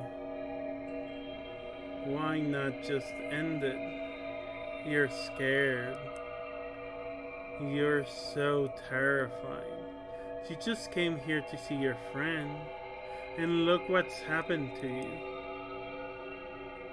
Amelie. Oh, Amelie. Yes, Amelie. Amelie, where did you go? Where are you, Amelie? I want to see you. Shut up. You don't deserve to speak her name. You don't deserve to be in her presence. Why won't you just give up? Just sink deep into the abyss. inviting? Sink. Right. Right. I should. Isn't the water so warm and inviting? That's right. Just sink down into it. Then you'll finally be able to rest. Amelie, you. A knock came from the door. Lilica's widened eyes went from the door to the young woman in the bed, then back again.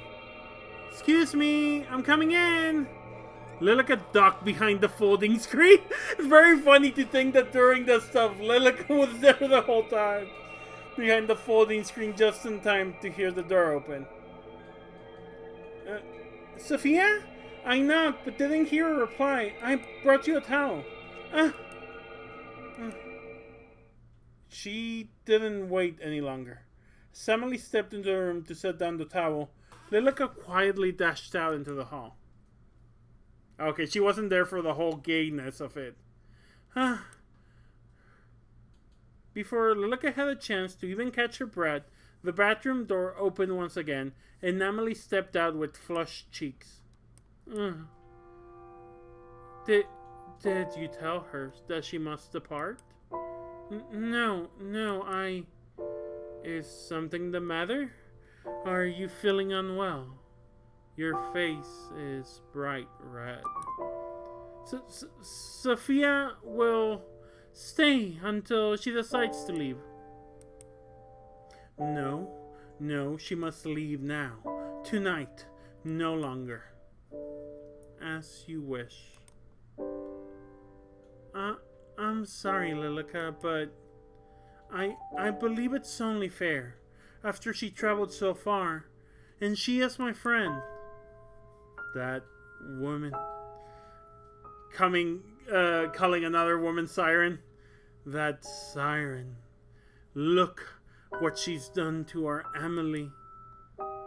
I will finish preparing the guest room. Let me come help.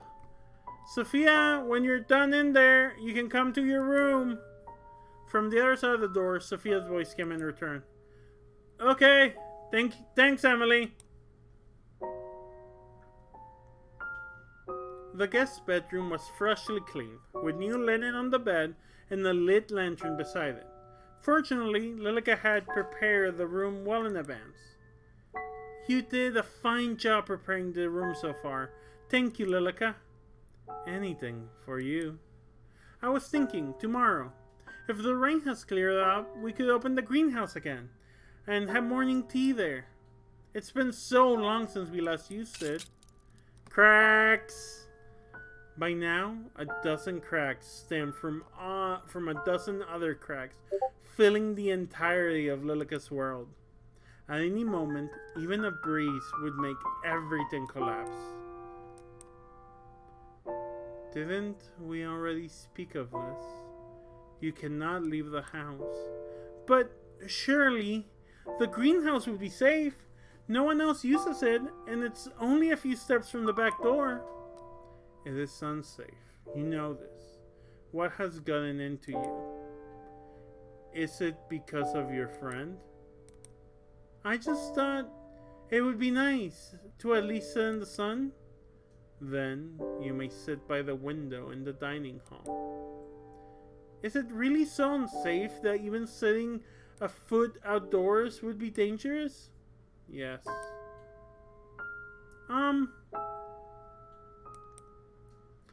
Sophia! I see you're done with the bed. Lilica crossed her arms over her chest, anger already rising in her chest. Were you talking about the greenhouse? Yes, did you see it when you arrived? I did, but it looked as if the plants inside had died. Oh, that's impossible. It's barely been any time at all since the gardeners left. I'm sure the plants inside are more sturdy than that. Well, even if they have died, maybe we could go in and replant some things tomorrow. How wonderful! Oh, my alarm. It's 5:30. Probably only gonna do about half an hour more of this, because I do want to finish it. So let's see if we can finish it. We're almost done. Let's see if we can get the last two endings in half an hour. If not, on Thursday, I'll do whatever is left, and then I'll start a new game also. Have you not heard a word I said? It is unsafe to do so. Oh. Oh, don't be such a spoiled sport. I think it will be perfectly fine.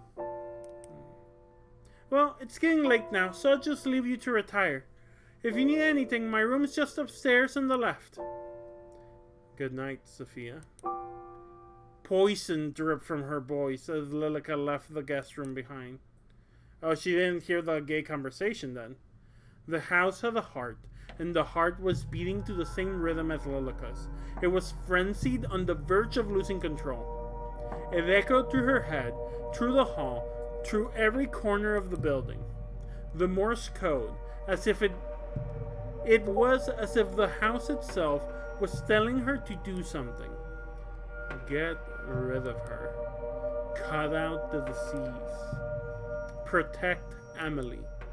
She bit her tongue, pacing back and forth. Amelie will be upset. But Amelie doesn't need anyone else. She has me. She won't be upset for long. She will forget. That's right. She will forget. Her breath hitched in her throat. But what do I do? What do I do? She just won't die. My lady, what am I supposed to do? At that moment, Lilica put her... Oh, there we go. She's gonna hear the gayness now. Lilica put her ear to Amelie's door, listening intently. How about coming away with me for a while? Away? Outside the house. What about the sickness? Away? Outside the house. It's okay. You'll be okay. You could come and stay at my house. I could show you around my school. You don't need to go through an arranged marriage if you don't want to. Lilica's hands balled into fists at her side. You would do that for me? You are my dearest friend, and I actually... You think you can take her away from me? Lilica's ball fist slammed against the door. Each one set a pain shooting up her arm all the way to her shoulder. Inside, the voices went quiet. Save. I don't think... Actually, let's return. I don't think this one matters, because we're gonna have to do the other one. Destroy her fate. She doesn't belong to you. Lilica? Finally, Lilica snapped out of her daze. At some point, Amelie had left the guest bedroom and was standing a short distance away from her, looking worried. Instantly, she took a deep breath and composed herself. But her heart still beat as loud as a drum, and the cracks that seemed to be centered around Amelie were still spreading at an increasing rate. It is late. You should retire to your bedroom. Yes, I shall. It's nice having someone else around, isn't it? I feel as if the manor is coming back to life. I hope we see Mother and Father soon. I'm sure we will. Shall I see you to bed? Yes, please. The hallway was darkened with only a few sconces and candles lit along the way, and Lilica relished in it. On a night like this, long ago, in the past, she had sealed her fate along with Amelie's, and tonight she would seal the fate of yet another person. The two rose up from the grand staircase, side by side. Moonlight drifted in through the stained glass window. This seemed to be the only place free from those cracks. If she squinted, she could almost see it, almost hear it. The head tilting each step with a loud thunk. Those eyes would never have to open again to look upon a woman with scorn. The hand would never be raised to leave a mark on pristine skin. The sound filled her with joy, and the thought of repeating that fateful night left her footsteps light with excitement. Oh, the cracks are back. Lilica, may I ask you a question? Certainly. Have you ever heard of a woman loving another woman as a woman would love a man? Oh, the cracks! Where did you hear about such a thing? Nowhere in particular. It was just a thought that came into my mind. I think you are overtired because of all the excitement, Amelie. I think it's best if you get some rest. Yes, alright. Good night, Lilica.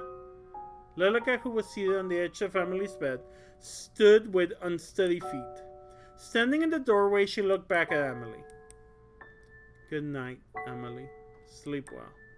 Tomorrow, everything will be better. Bye! The ball will be here. Have a good bus. Lilica stepped out of the bedroom, shutting the door. Enjoy university!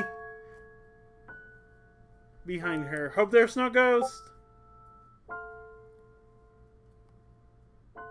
Yeah, you're like kinda Sophia like that.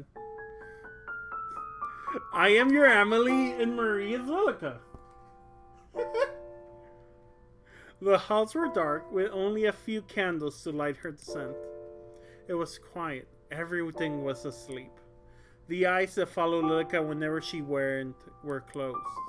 The voices that crept up from between the floorboards were silent. Somehow, that only made Lilica more uncomfortable. But that didn't matter, not now. She knew where she was going and what she must do. She inched closer and closer to that door that held behind a sickness named Sophia. It was closed tight.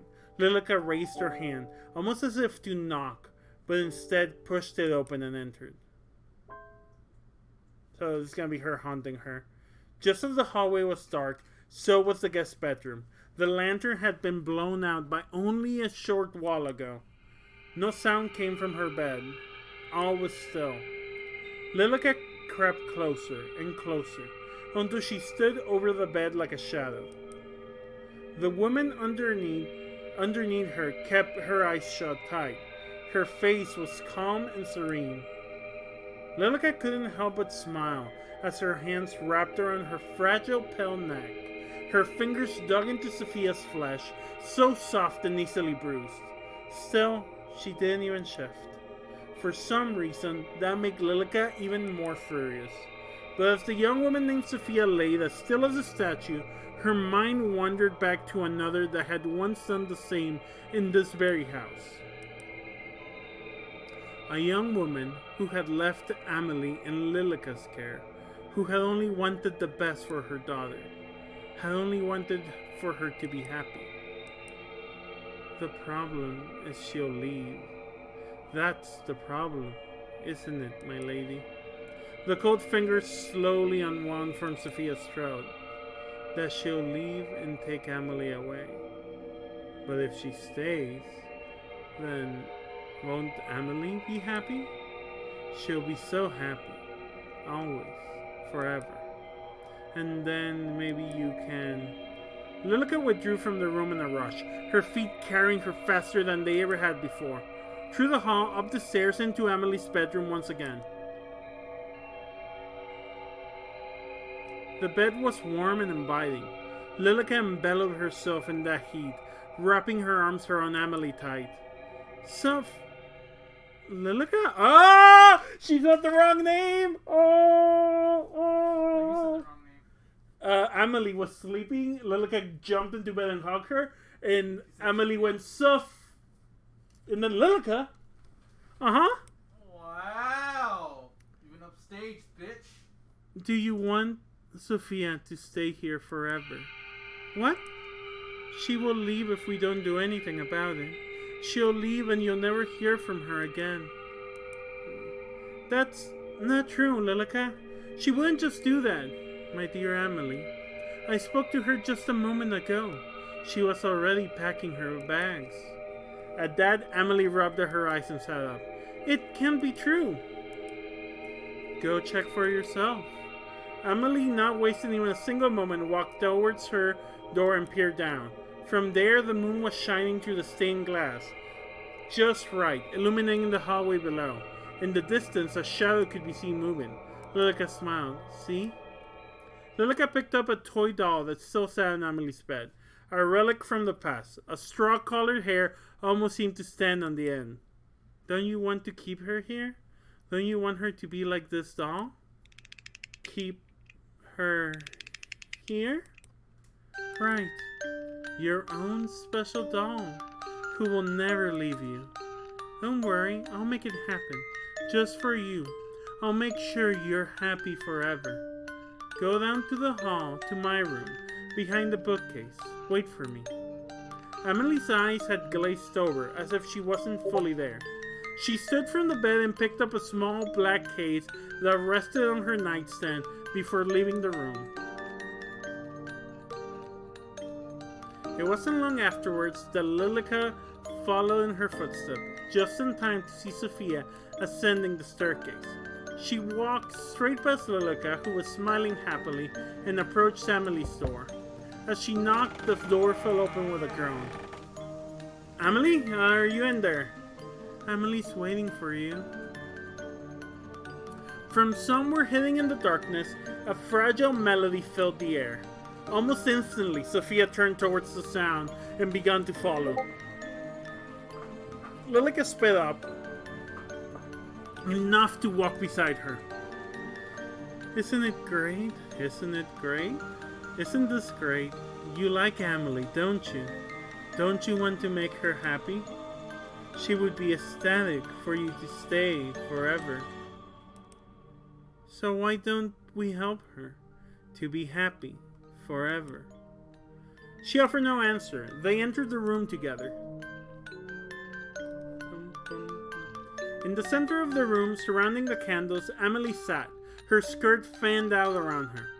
Spread out over the floor were piles of letters. Upon closer inspection, each was filled with words that had been crossed out and signed with yours, Marion. Amelie? Amelie, are you awake? Her eyes were shut tight, yet her hands moved enough to play the sorrowful tune. Please listen to me, Amelie. Lilica she isn't... I'm not what? You're going to leave her, aren't you? Lilican shut the door, dragging the heavy lock across. In response, Sophia rushed backwards and tried the handle with no avail. Amelie's eyes finally opened. In place of her usual golden eyes was a glare of deep red. Amelie? Snap out of it, please! Snap out of it! You want to take her away. You want to take her away. Amelie, please! One at a time, Lilica blew out the candles on the floor. The room was plunged into darkness. Amelie fell forward. It's nice to meet you, Sophia. I'm sure we're going to have a fun time living together, since you will be staying with us after all, right?